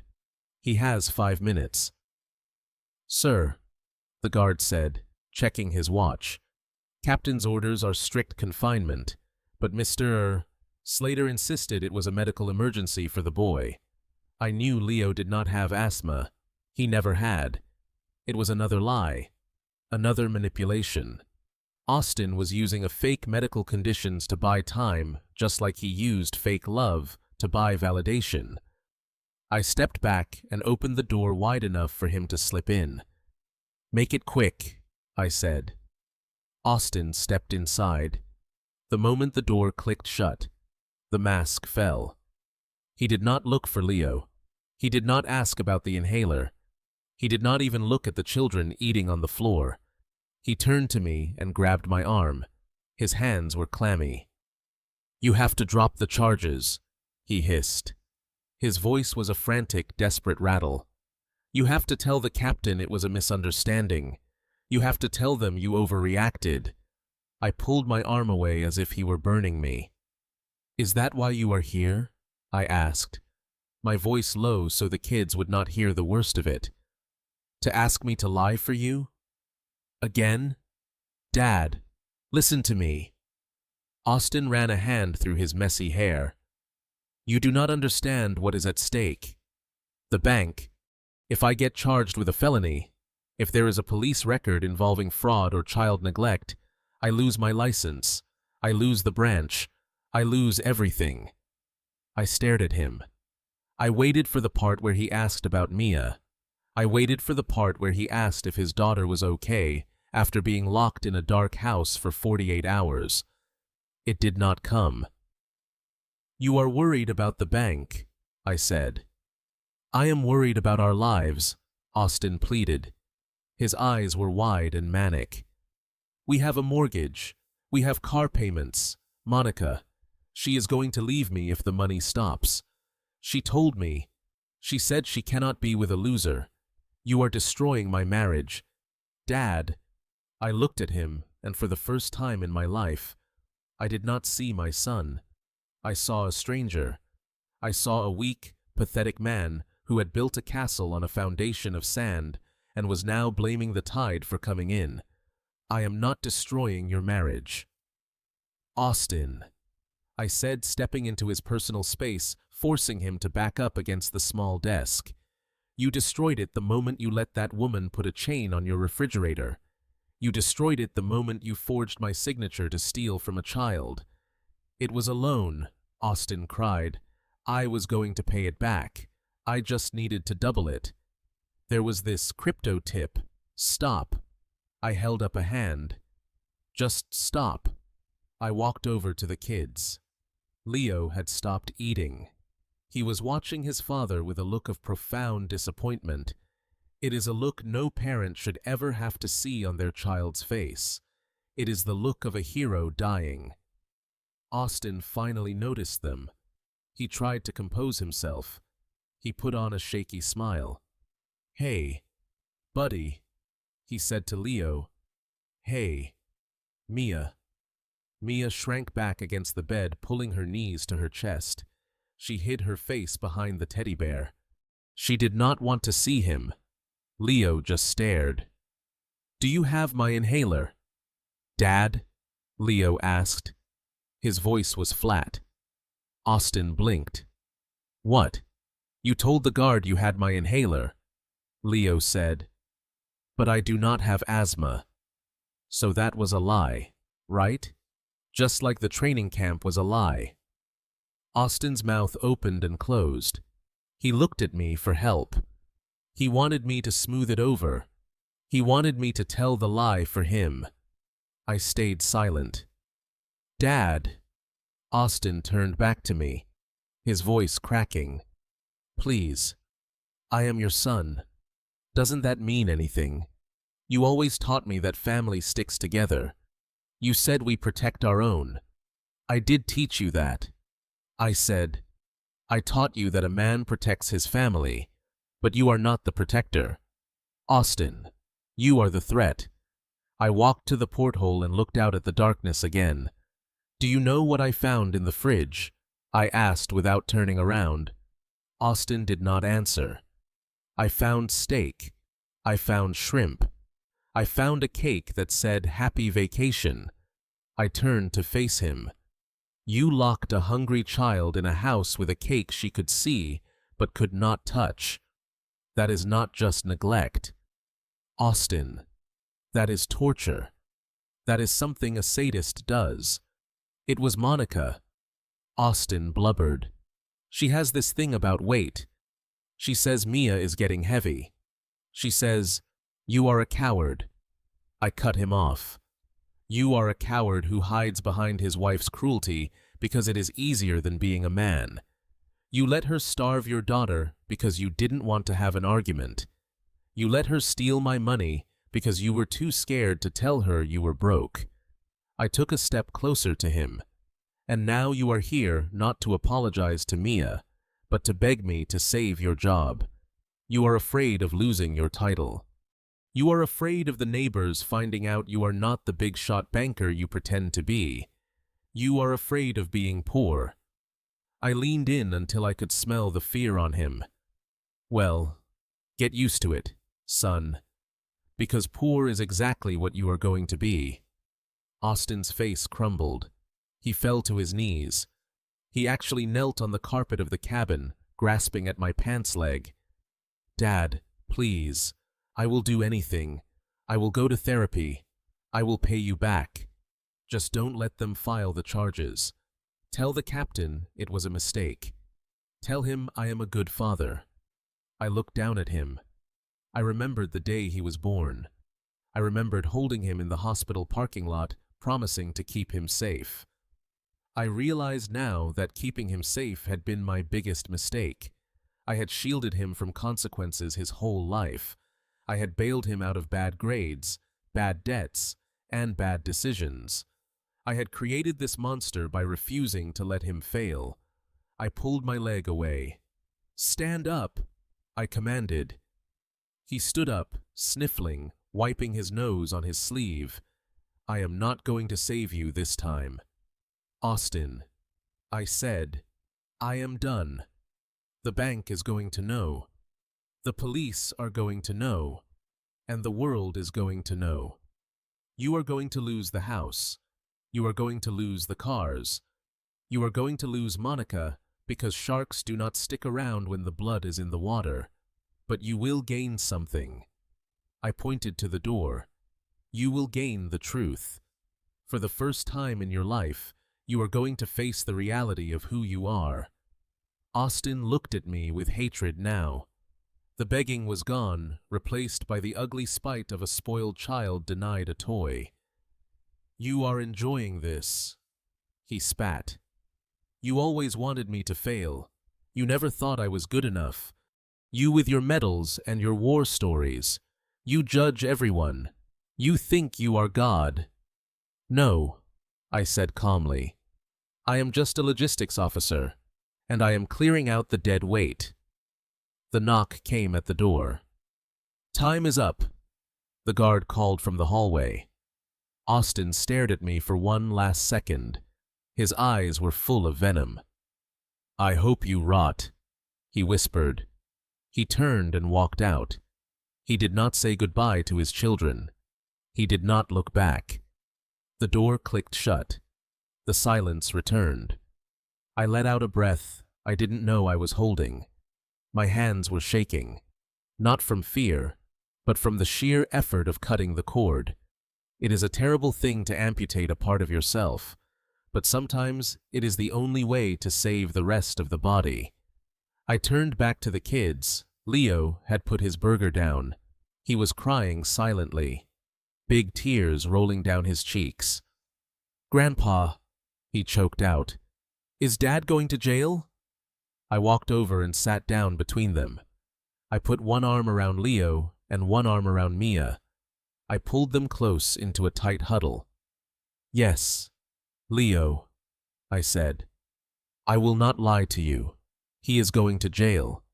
Leo buried his face in my chest. Mia leaned her head on my shoulder. "Is it my fault?" Leo asked. "Because I told the truth?" "No." I kissed the top of his head. "It is never your fault for telling the truth. The truth is the only thing that is going to save us. Your dad is going to jail because of what he did, not because of what you said." We sat there for a long time, the three of us in that small cabin floating in the middle of the ocean. Outside, the night was black and endless, but inside we had food. We had safety, and we had the clean, painful clarity of the end. The hunt was over. Now we just had to survive the aftermath. The silence in the cabin after Austin left was heavier than the steel hull of the ship. It was the kind of silence that rings in your ears. I locked the door and engaged the deadbolt. Then I dragged the heavy armchair over and wedged it under the handle. It was not standard maritime procedure. But I was done taking chances. I was done trusting locks that other people had keys to. Mia had not moved from her spot on the floor. She was picking at the sesame seeds on the remaining half of her burger. Her eyes were red and swollen. She looked like a soldier who had survived the battle, but lost the war. "Grandpa," she whispered. "Why does Daddy hate me?" I knelt down in front of her. My knees cracked a sound that seemed too loud in the small room. "He does not hate you." "Mia," I said, choosing my words with the precision of a bomb disposal technician. "He hates himself. And people who hate themselves are dangerous because they try to break everyone around them so they do not have to feel small alone. You are just the mirror he is afraid to look into." She did not understand. How could she? She was 8. But she leaned into me, and I her. 10 minutes later, there was another sound at the door. It was not a knock. It was a scratch. A timid rhythmic scratching like a stray dog asking for shelter. I stood up. I moved the chair. I checked the peephole. It was Leo. My biological grandson was standing in the hallway. He was wearing his pajamas, silk ones with a designer logo on the pocket. He was holding a pillow under one arm and his shoes in the other hand. He looked terrified. He kept looking back down the corridor toward the elevators as if he expected a monster to burst out and devour him. I opened the door. Leo didn't say a word. He just stepped inside and slipped past me. He moved with a stealth I didn't know he possessed. He went straight to the corner of the room furthest from the door and sat down. I locked the door again. I put the chair back. I turned to look at him. Leo was sitting with his knees pulled up to his chin. He was rocking back and forth slightly. "Leo," I said softly, "what are you doing here, son?" He looked up. His face was streaked with tears. His lower lip was bleeding where he had chewed it raw. "Mom is throwing things," he whispered. "She threw the lamp. She threw the ice bucket. She said it is all my fault because I opened my big mouth in the restaurant. She said I am a traitor. She said she is going to send me to military school when we get back." I felt a surge of anger so hot it almost burned my throat. Monica was taking her humiliation out on a 10-year-old boy. She was punishing him for having the moral compass she lacked. "You are not a traitor." "Leo," I said, walking over to him, "you are the bravest person on this ship." Leo shook his head violently. "No, I am not. I am a liar. I am just like them." He looked across the room at Mia. Mia was watching him warily, hugging her teddy bear. The distance between them on the carpet was only 5 feet, but it felt like an ocean. They had been raised in the same house, but in 2 different worlds. Leo, the prince, and Mia, the servant. Leo took a deep breath. He reached into his pajama pocket. He pulled out something small and wrapped in a napkin. He held it out to Mia. "I saved this for you," he said. "From dinner before Grandpa came." Mia hesitated. She looked at me. I nodded. She crawled forward and took the napkin. She opened it. Inside was a chocolate truffle. It was slightly melted from the heat of Leo's pocket, but to Mia it looked like a diamond. "Why didn't you wake me up, Leo?" Mia asked. Her voice was not angry, just sad. "That night, why didn't you tell me you were leaving?" This was the question that had been hanging, Clear's throat, over us for 48 hours. Leo looked down at his hands. He began to pick at his cuticles, tearing the skin. "Mom told me that if I woke you up, we couldn't go," he said, his voice shaking. "She said the cruise was only for 3 people. She said if I told you, or if I made a noise, she would return my PlayStation. And she said—" He stopped. He choked on a sob. "She said what, Leo?" I asked gently. "She said you were bad." Leo cried. She told me you stole money from her purse. She said you were dangerous and that we had to leave you behind to teach you a lesson. She said if I loved her, I would help her teach you." Mia stared at him. "I didn't steal," she whispered. "I know," Leo sobbed. "I know you didn't, but I wanted to believe her, because I wanted to go on the big boat with the slides. I was selfish. I just wanted to go swimming." He buried his face in his pillow and wept. It was a guttural, ugly sound, the sound of a child's innocence breaking under the weight of adult manipulation. I watched him, and I realized the depth of Monica's crime. She hadn't just neglected Mia. She had weaponized Leo. She had turned him into an accomplice against his will.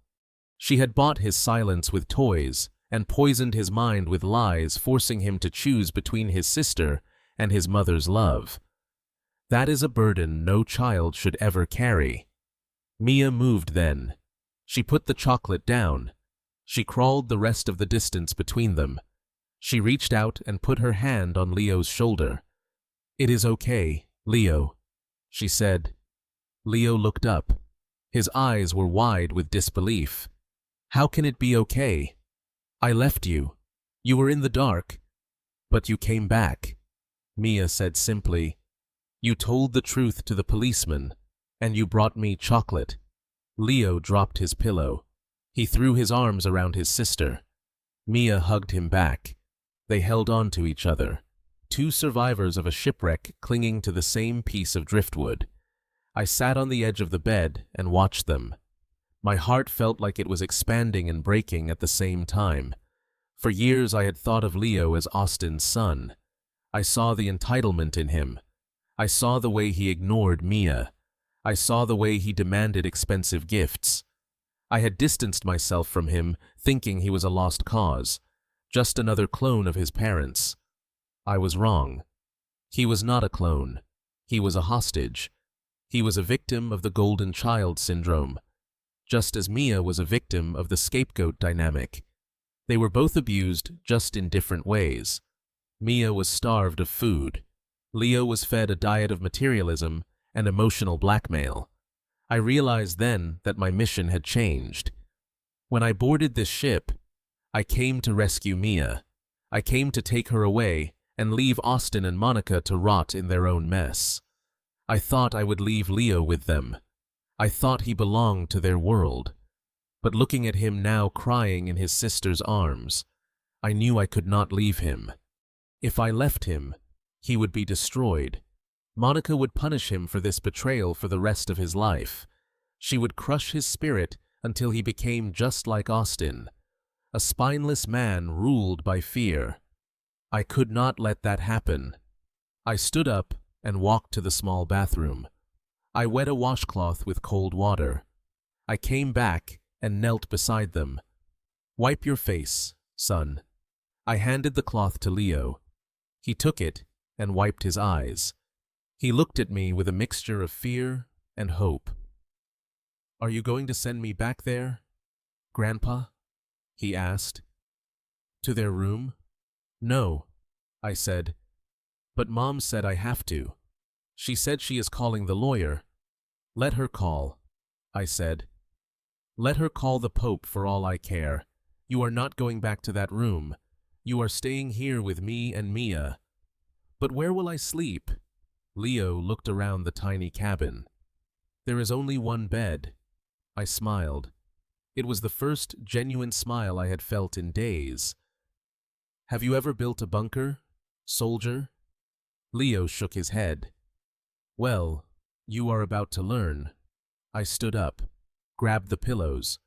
Mia grabbed the blankets. We moved the furniture.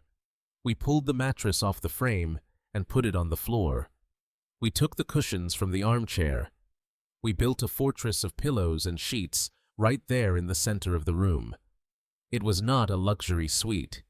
It was not the icon of the sea's royal loft. It was a pile of bedding on the floor of a guest cabin. But as the three of us crawled into it, huddled together under the duvet, it felt like the safest place on earth. "Grandpa?" Leo whispered in the dark. "Yes." Leo, are you going to take us home? I am, I said. Both of us? He asked. I reached out in the darkness and found his hand. I found Mia's hand with my other one. I squeezed them both. Listen to me, I said, my voice fierce and low in the quiet room. I am not just your grandfather anymore. I am your guardian, and I do not care what lawyers your parents hire. I do not care how much money it costs. I am going to fight for both of you. You are a package deal now. Team Slater. And no one gets left behind. Not ever again. Promise. Mia whispered. I promise. I said. I lay there listening to their breathing slow down as they drifted off to sleep. They were exhausted, but I was wide awake. My mind was already back in logistics mode, planning the next phase of the operation. Getting off the ship was the easy part. The hard part would be the court battle. Austin would fight for Leo not because he loved him, but because Leo was an asset. Leo was the heir. Leo was the proof that they were a normal family. Losing Mia was an embarrassment, but losing Leo would be an ego death for Austin. He would fight dirty. He would use every trick, every lie, every ounce of leverage he had. But he didn't know what I had. He didn't know about the trust fund documents I had kept from 20 years ago. He didn't know about the clauses in the deed to his house. He didn't know that I had spent my career preparing for worst-case scenarios. I looked at the ceiling of the cabin. Sleep well. Kids, I thought. Because when we land in Miami, Grandpa is going to war, and I have never lost a war. I stepped into the bathroom of the small cabin and closed the door until it clicked softly. The space was tight, barely big enough for a man of my size to turn around in. The harsh fluorescent light buzzed overhead, casting long shadows against the white tile. I looked at my reflection in the mirror. My eyes were rimmed with red, and the lines around my mouth seemed deeper than they had been this morning. I looked like a man who had been fighting a war for 20 years instead of 2 days. I sat on the closed lid of the toilet and pulled the satellite phone from my pocket. It was a heavy brick of a device that the captain had loaned me, explaining that it was the only secure line that could not be monitored by the ship's general switchboard. I dialed the number for Rachel Stein. Rachel was not a family lawyer in the traditional sense. She did not handle amicable divorces or estate planning for retirees who wanted to leave their porcelain cat collection to their nieces. Rachel was a shark. I had met her 10 years ago when the Army was dealing with a complex contracting dispute involving millions of dollars in logistics supply chains. She was the kind of lawyer who walked into a room and the temperature dropped 10 degrees. She did not have sympathy. She had strategy. And right now, I did not need a shoulder to cry on. I needed a weapon. She answered on the second ring. Bill. Her voice was crisp, clear, and completely devoid of sleepiness. Even though I knew it was past midnight in Florida, I have been waiting for your call. I assumed you are on the ship. I am. I said, it is done. I have the kids. Austin and Monica are in the brig. Good, she said. That simplifies the custody arrangement. Abandonment is hard to argue against when you are in a holding cell on a cruise ship. But Bill, we have a bigger problem. I rubbed my forehead. I thought the problem was the $25,000 Austin stole from the account. That is the tip of the iceberg, Rachel said. Her voice dropped lower the way it always did when she was delivering the kind of news that ruins lives. After you called me about the withdrawal, I ran a full asset check on Austin. I wanted to see if he had hidden the money in an offshore account or a shell company. I did not find the money, Bill, but I found debt. A lot of it. How much? I asked. Bill, are you sitting down? I am. Austin has been leveraging everything he touches for the last 18 months, Rachel said. It started with credit cards. He maxed out 5 of them. Then he took out personal loans, the unsecured kind with 20% interest rates. He blew through all of that. But that was not enough. She paused. The silence on the line was thick with static from the satellite connection. He forged a power of attorney document 6 months ago. She said, he used it to take out a home equity line of credit on your house, the house you live in, the house you own free and clear, or at least the house you thought you owned free and clear.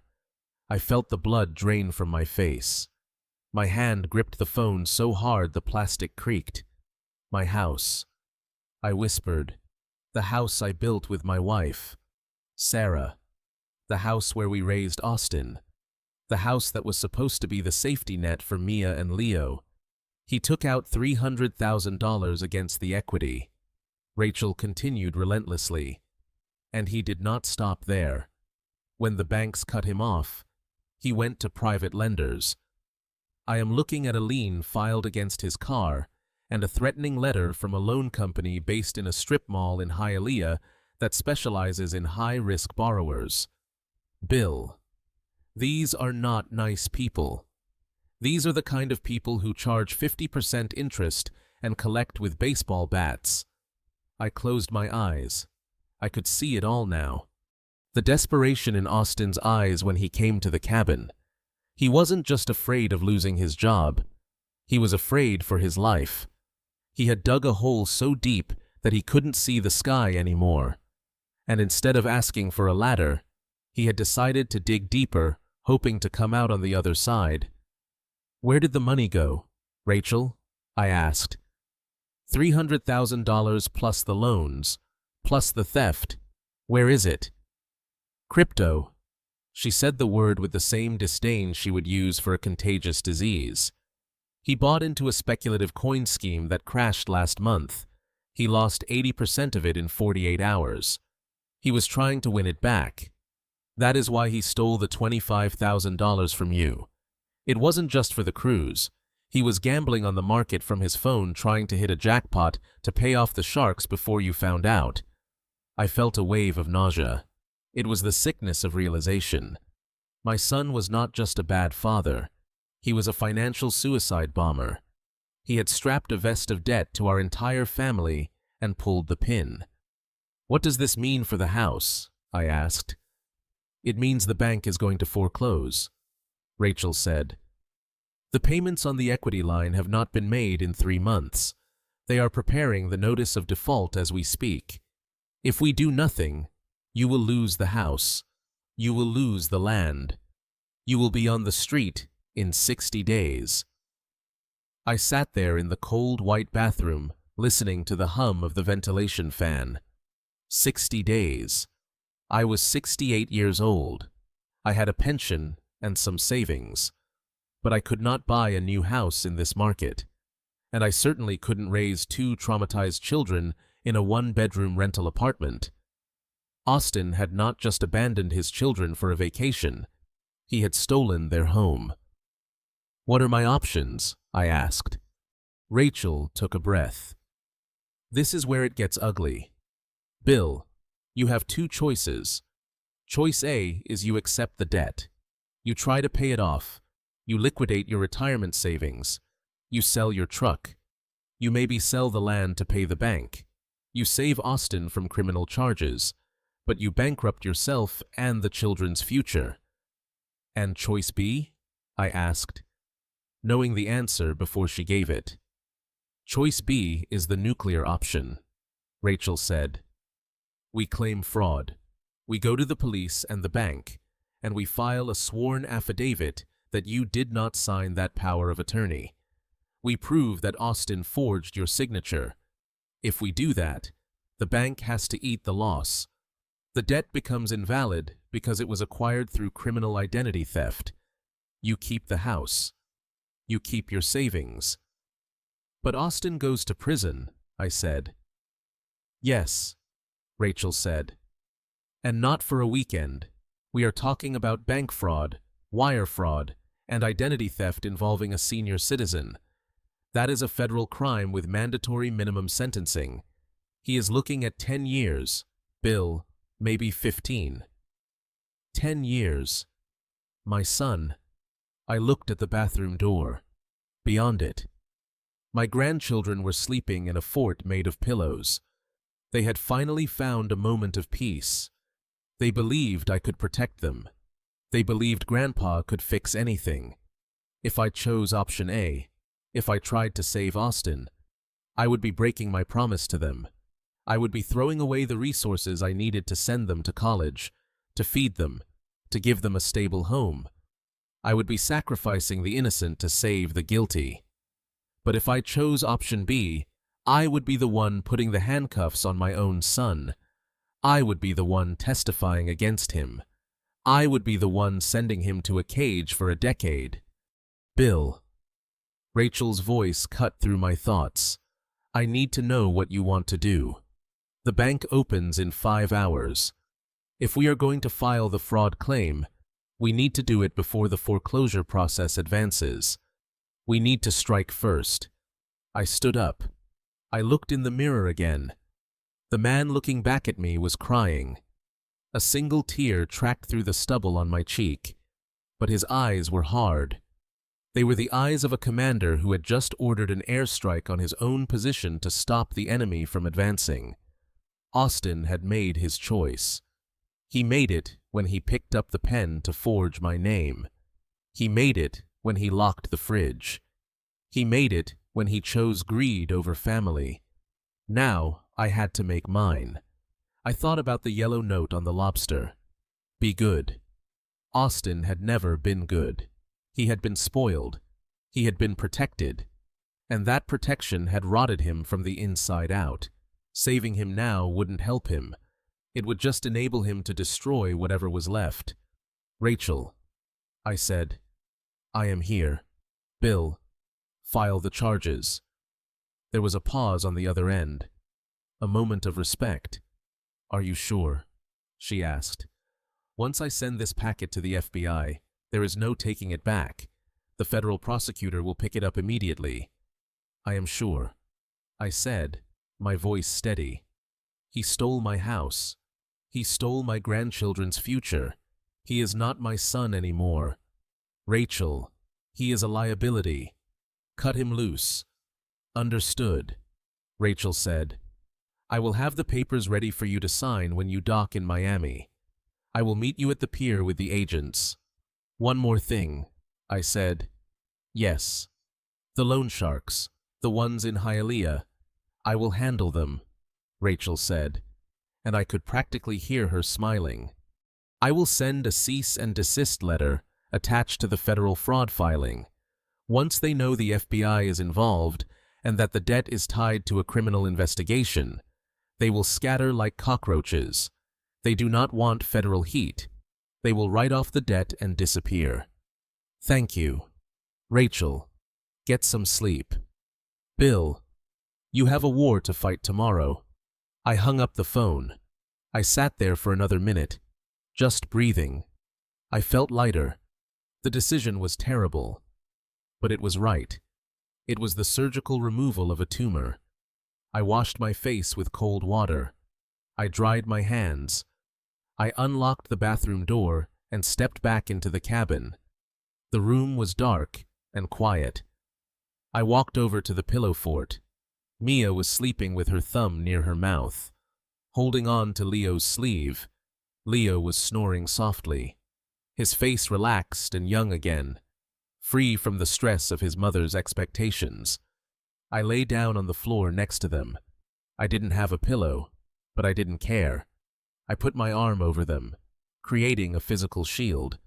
Austin was going to lose everything. He was going to lose his freedom, his reputation, and his family. He would spend the next 10 years in a concrete box wondering where it all went wrong.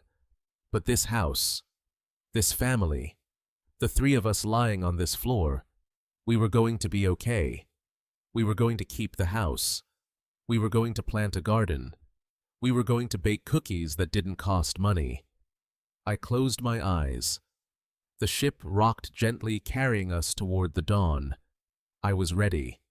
I was the firewall, and nothing was ever going to burn these children again. The return journey to Miami was a blur of gray water and heavy silence. The icon of the seas, which had seemed like a floating paradise 2 days ago, now felt like a massive cage. When the thrusters finally fired to push the behemoth into its berth at the port of Miami, the vibration rattled the teeth in my skull. It was the sound of reality crashing back into our lives. I stood on the lower gangway deck, holding Mia and Leo's hands. We were not disembarking with the other passengers. We were not part of the happy sunburned herd dragging their duty-free liquor and souvenirs toward customs. We were being escorted by the staff captain and 2 security officers through a service exit. Ahead of us, flanked by 4 guards, walked Austin and Monica. They looked like ghosts of the people they used to be. Austin's floral shirt was wrinkled and stained with sweat. He walked with his head down, staring at his expensive loafers as if they were the only things keeping him tethered to the earth. Monica, however, was still trying to maintain an illusion. She had reapplied her makeup. She had brushed her hair. She walked with her chin up, looking straight ahead, refusing to acknowledge the guards holding her arms. She was marching toward her doom with the arrogance of someone who still believed she could speak to a manager and have the charges removed. We stepped off the metal ramp and onto the concrete of the pier. The heat of Florida hit us instantly. It was humid, sticky, and smelled of diesel fuel and ocean salt. But unlike the heat in Nassau, which felt like a vacation, this heat felt like an interrogation room. Waiting for us at the bottom of the ramp were not taxi drivers or tour guides. There were 3 black SUVs with government plates. Standing beside them were 4 officers in tactical vests with FBI printed in bold yellow letters on their backs, and 2 uniformed Miami-Dade police officers. And standing right in front of them, looking like a statue carved from ice and granite, was Rachel Stein, my lawyer. She held a thick manila folder in her hands. She didn't smile when she saw me. She simply nodded a sharp, professional acknowledgement that the package had been delivered. The ship's security team stopped at the bottom of the ramp. They handed paperwork to the lead FBI agent, a tall man with sunglasses and a jawline that looked like it could chew through steel. Austin stopped walking. He looked at the cars. He looked at the guns on the officers' hips. The reality of the situation finally pierced through his denial. His knees buckled slightly, and the guard had to hold him up. Monica, however, stopped and let out a scoff of disbelief. "Is this necessary?" she demanded, her voice shrill and loud, echoing off the metal hull of the ship. "All this drama for a family misunderstanding. Do you know how much taxes we pay? We are platinum members with this cruise line."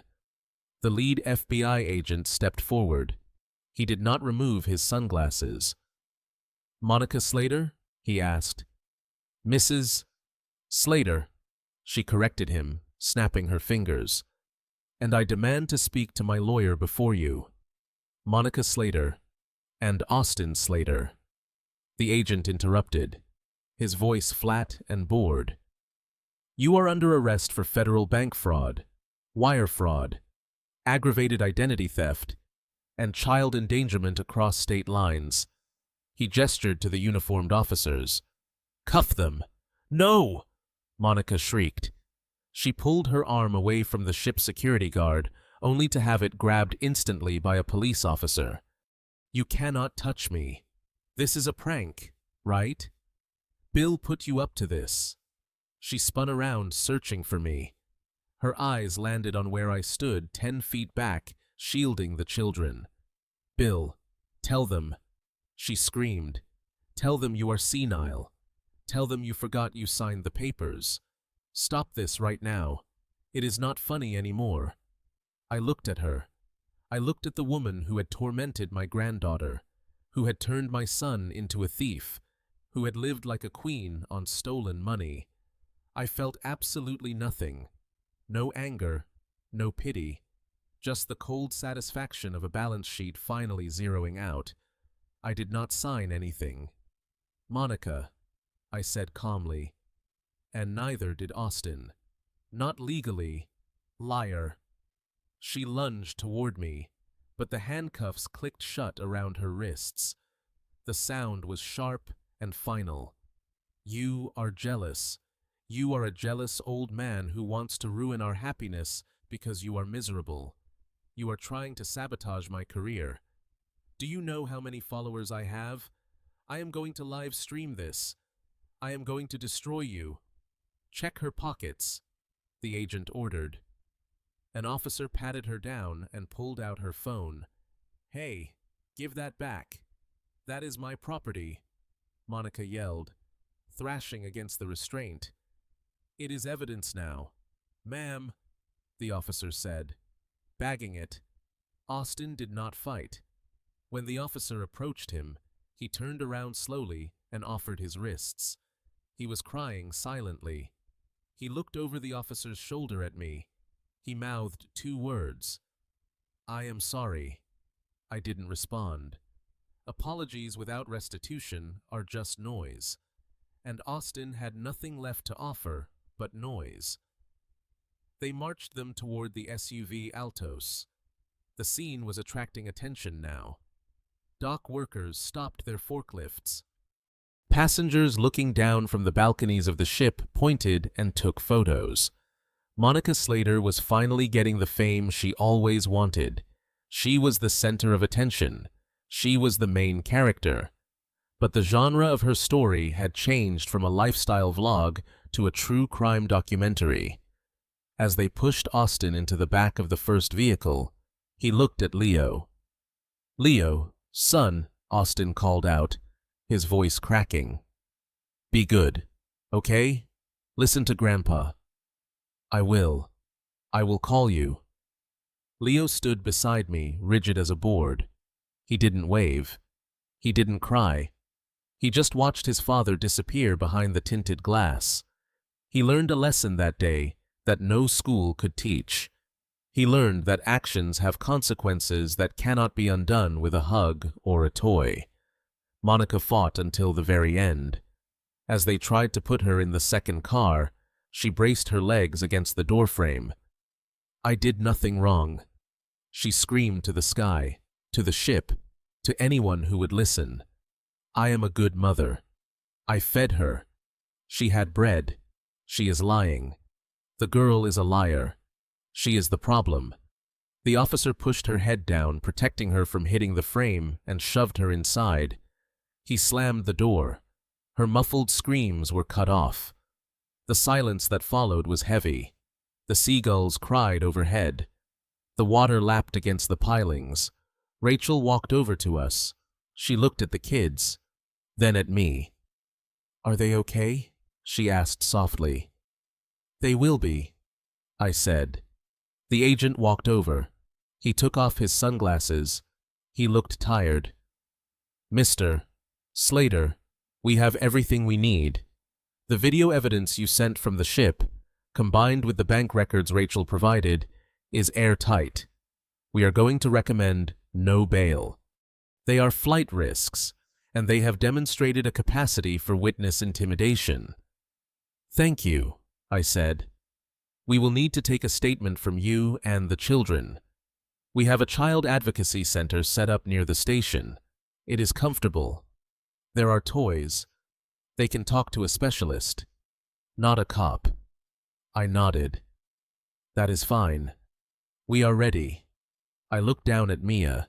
She was staring at the spot where the car with Monica had disappeared. She was trembling slightly, not from fear, but from the release of adrenaline. The monster was gone. The witch was in the cage. "Is she coming back, Grandpa?" Mia whispered. "No, honey," I said. "Not for a very long time." We walked toward Rachel's car.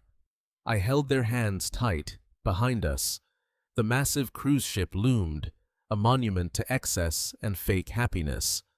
But we were walking away from it. We were walking toward my old truck, toward my house, toward a life that would be smaller, simpler, but infinitely more real. The handcuffs had clicked, but for us, it sounded like the turning of a key unlocking a prison door. We were finally free.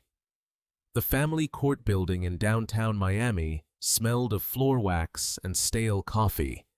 It was a place where dreams went to die, and where the grim reality of broken homes was shuffled through the system in 15-minute intervals. But, for us, this was not just a procedural hearing. This was the final battleground. I sat on the hard wooden bench in the front row. To my left sat Rachel Stein, my lawyer, who looked as sharp and lethal as a switchblade in her charcoal suit. To my right sat a court-appointed guardian ad litem, a soft-spoken woman named Mrs. Higgins, who had spent the last 2 weeks interviewing Mia and Leo. And across the aisle sat Austin and Monica. They were not wearing their designer clothes today. They were wearing orange jumpsuits provided by the county jail. Their wrists were shackled to their waists. The transformation was startling. Without his expensive watch and his floral shirts, Austin looked small. He looked like a child playing dress-up in a convict's costume. Monica looked worse. Her roots were showing, her makeup was gone, and her face was a mask of sullen rage. She kept glancing at the back of the courtroom, where the press was banned from entering, hoping for an audience that wasn't there. All rise. The bailiff shouted. Judge Elena Vance swept into the room. She was a woman in her 60s, with eyes that had seen every variation of human cruelty imaginable. She did not look at the lawyers. She looked straight at the defendants. Be seated, she commanded. We are here to determine the permanent custody arrangement for Leo Slater and Mia Slater. We are also here to address the petition for the termination of parental rights filed by Mr. William Slater. Austin's public defender stood up. He was a young man with a cheap suit and a nervous twitch. He looked like he knew he was bringing a knife to a nuclear war. Your Honor. He began, his voice wavering slightly. My clients acknowledge that mistakes were made. However, they argue that termination of rights is too severe. They are willing to undergo counseling.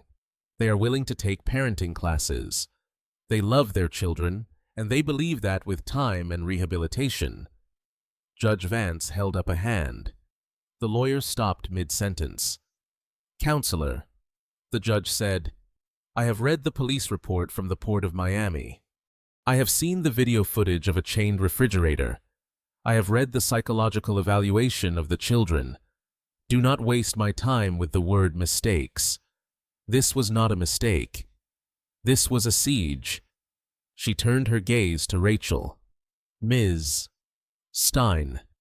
The judge said, You mentioned in your filing that there is additional financial evidence relevant to the children's welfare.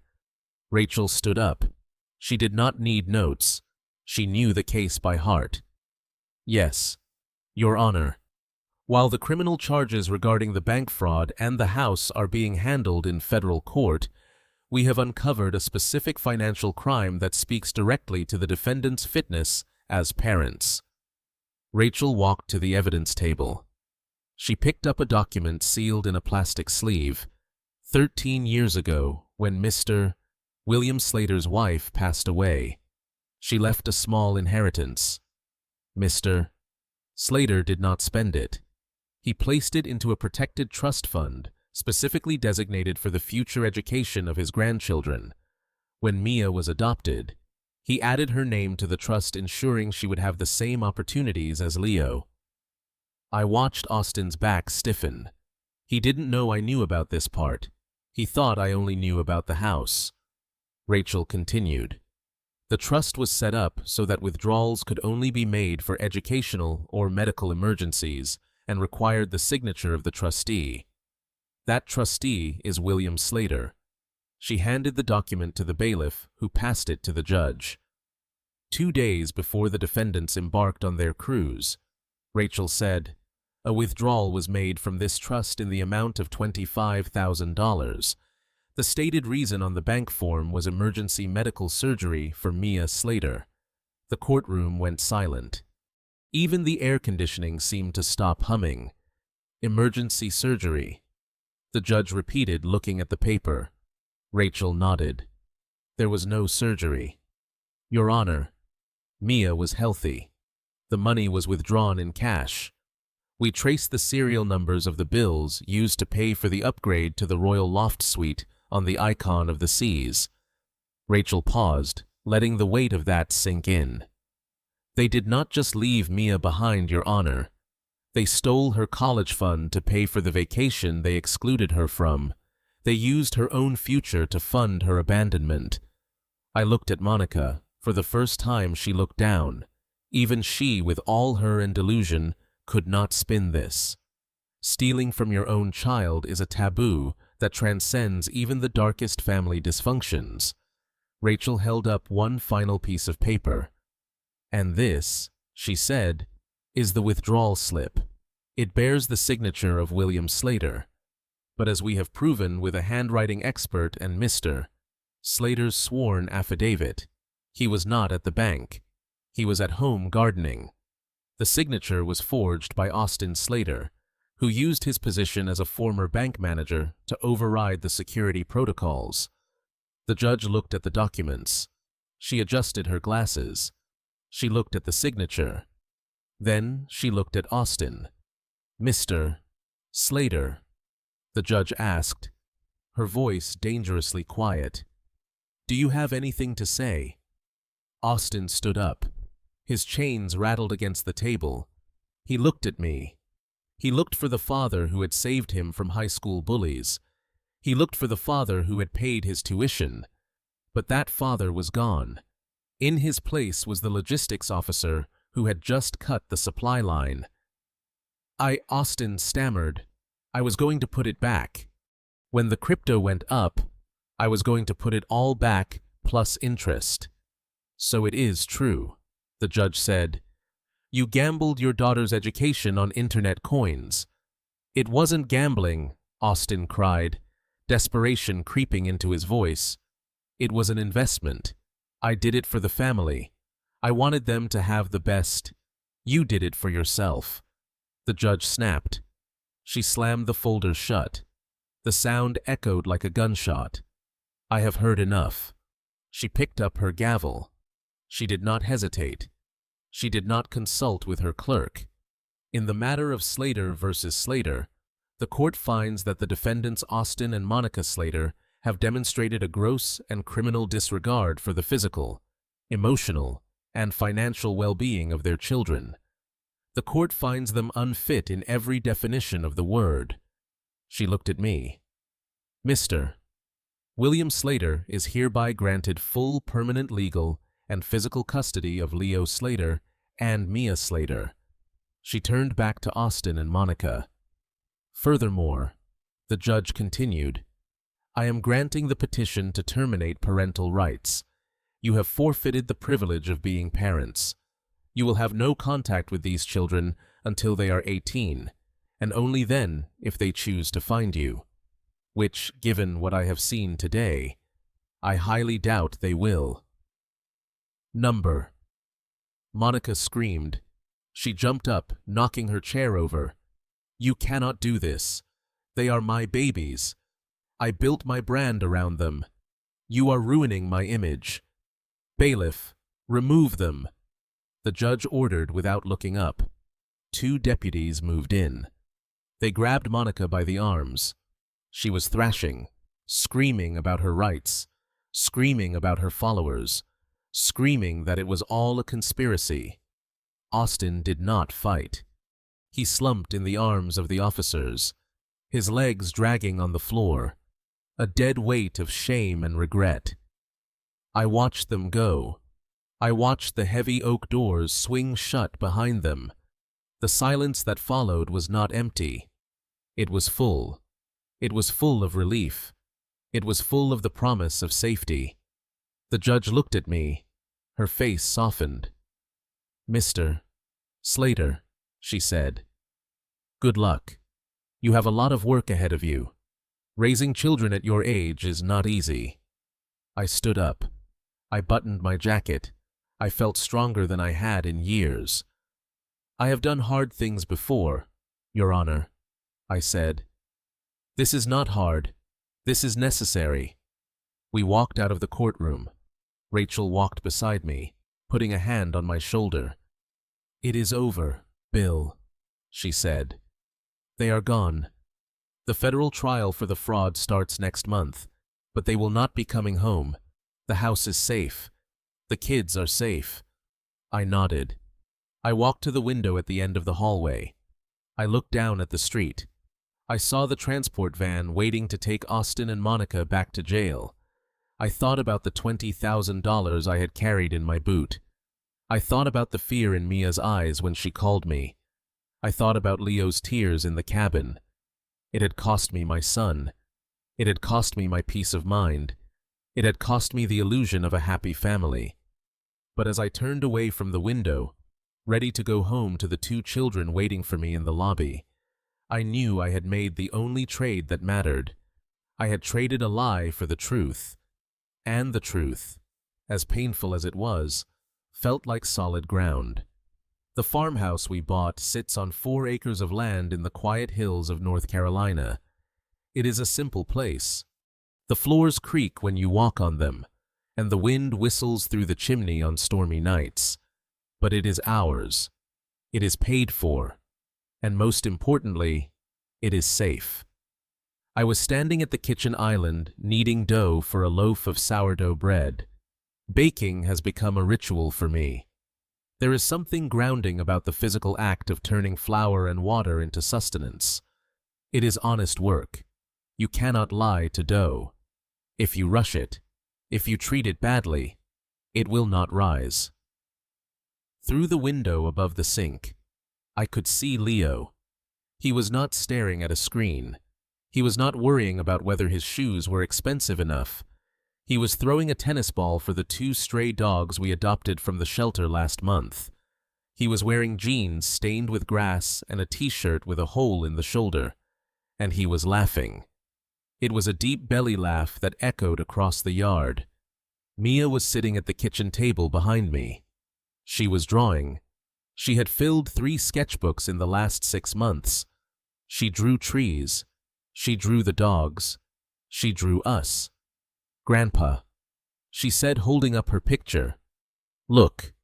It was a drawing of the 3 of us standing in front of the house. The son in the corner of the page was wearing sunglasses. It is beautiful. Honey, I said, wiping the flour from my hands. We will put it on the fridge. The fridge. The appliance that used to be a symbol of her torture was now covered in art. It was filled with fresh vegetables, milk, and cheese. It was never locked. Mia checked it sometimes just to make sure. She would open the door, stare at the food for a second, smile, and close it again. It was her way of grounding herself. The crunch of gravel on the driveway announced the arrival of the mail carrier. I walked out to the mailbox at an end of the lane. The air was crisp, carrying the scent of pine and damp earth. I waved to the mailman, who waved back. He didn't know who I was. He didn't know I was the man from the viral video on the cruise ship. To him, I was just Bill, the old guy who bought the Miller place. I sorted through the mail as I walked back. Electric bill, seed catalog, a coupon for tractor supplies. And then I stopped. The last envelope was plain white. The return address was stamped in red ink. Federal Correctional Institution, low security. The name on the corner was Austin Slater. I stood there in the middle of the driveway. The sun felt warm on my shoulders, but the envelope felt cold in my hands. I had not heard from him in 6 months. Rachel told me he had tried to call, but I had blocked the number. I had blocked the prison system from contacting the house phone. I had severed the line, but letters still find a way. I walked back into the house. I did not hide the letter. I placed it on the counter next to the rising dough. "What is that, Grandpa?" Leo asked, coming in through the back door, wiping his muddy boots on the mat. "Just a bill." I lied. "A bill we do not have to pay." I waited until that evening. The kids were asleep. The house was quiet. I sat in the armchair by the stone fireplace where a fire was crackling softly, keeping the chill of the evening at bay. I picked up the letter. I used my pocket knife to slit it open. I pulled out the single sheet of lined yellow paper. The handwriting was messy, desperate. "Dear Dad," it began. I scanned the words. It was exactly what I expected. There was no remorse. There was no inquiry about how Leah was doing in school or if Mia was happy. It was a litany of complaints. "The food is terrible. The guards are mean. Monica is filing for divorce and trying to pin everything on me. I need money for the commissary. I need you to appeal the case. I found God, Dad, and he told me you would forgive me." I read the lines about finding God and almost laughed. Austin hadn't found God. He had found a new angle. He was a chameleon trying to change his colors to blend into a new environment. But the lizard underneath was exactly the same. He ended the letter with a demand disguised as a plea. "You owe me this. Dad. You raised me. You cannot leave your son to rot in here." I lowered the paper. I looked at the fire. The flames danced orange and blue, consuming the oak logs, reducing them to ash to make heat for this home. "I owe you nothing," I whispered to the empty room. "I gave you life. I gave you love. I gave you opportunities, and you gave me betrayal. You gave me a granddaughter with PTSD and a grandson who had to unlearn how to be a materialist snob. I owe my loyalty to the people who sleep safely in the bedrooms upstairs. I owe my protection to the innocent. And sometimes protecting the innocent means being the villain in someone else's story." I did not fold the letter back up. I did not save it for a lawyer. I did not keep it as a souvenir of my victory. I leaned forward and tossed the paper into the fire. It landed on a burning log. For a second, nothing happened. Then the corner curled black. The yellow paper caught the flame. The words, "Austin Slater," burned first. Then the complaints. Then the false prayers. I watched it until it was nothing but a fragile gray flake of ash floating up the chimney into the night sky. I sat back in my chair. The tension left my shoulders. People tell you that family is everything. They tell you that blood is thicker than water. They tell you to forgive and forget. They are wrong. Family is not about whose DNA you share. It is about who would bleed for you and who is holding the knife. I had to cut off a limb to save the body. It was the hardest thing I have ever done. But looking at the peace in this house, listening to the silence that is no longer filled with lies, I know I made the right choice. I am Bill Slater. I am a father. I am a grandfather. And I am finally free. If you have ever had to make a hard choice to protect the ones you love, let me know in the comments. Tell me where you are listening from.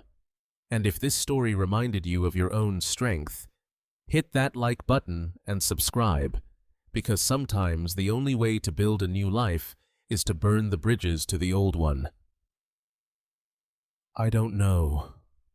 I don't know. I don't know. I don't know. I don't know. I don't know. I don't know. I don't know. I don't know. I don't know. I don't know. I don't know. I don't know.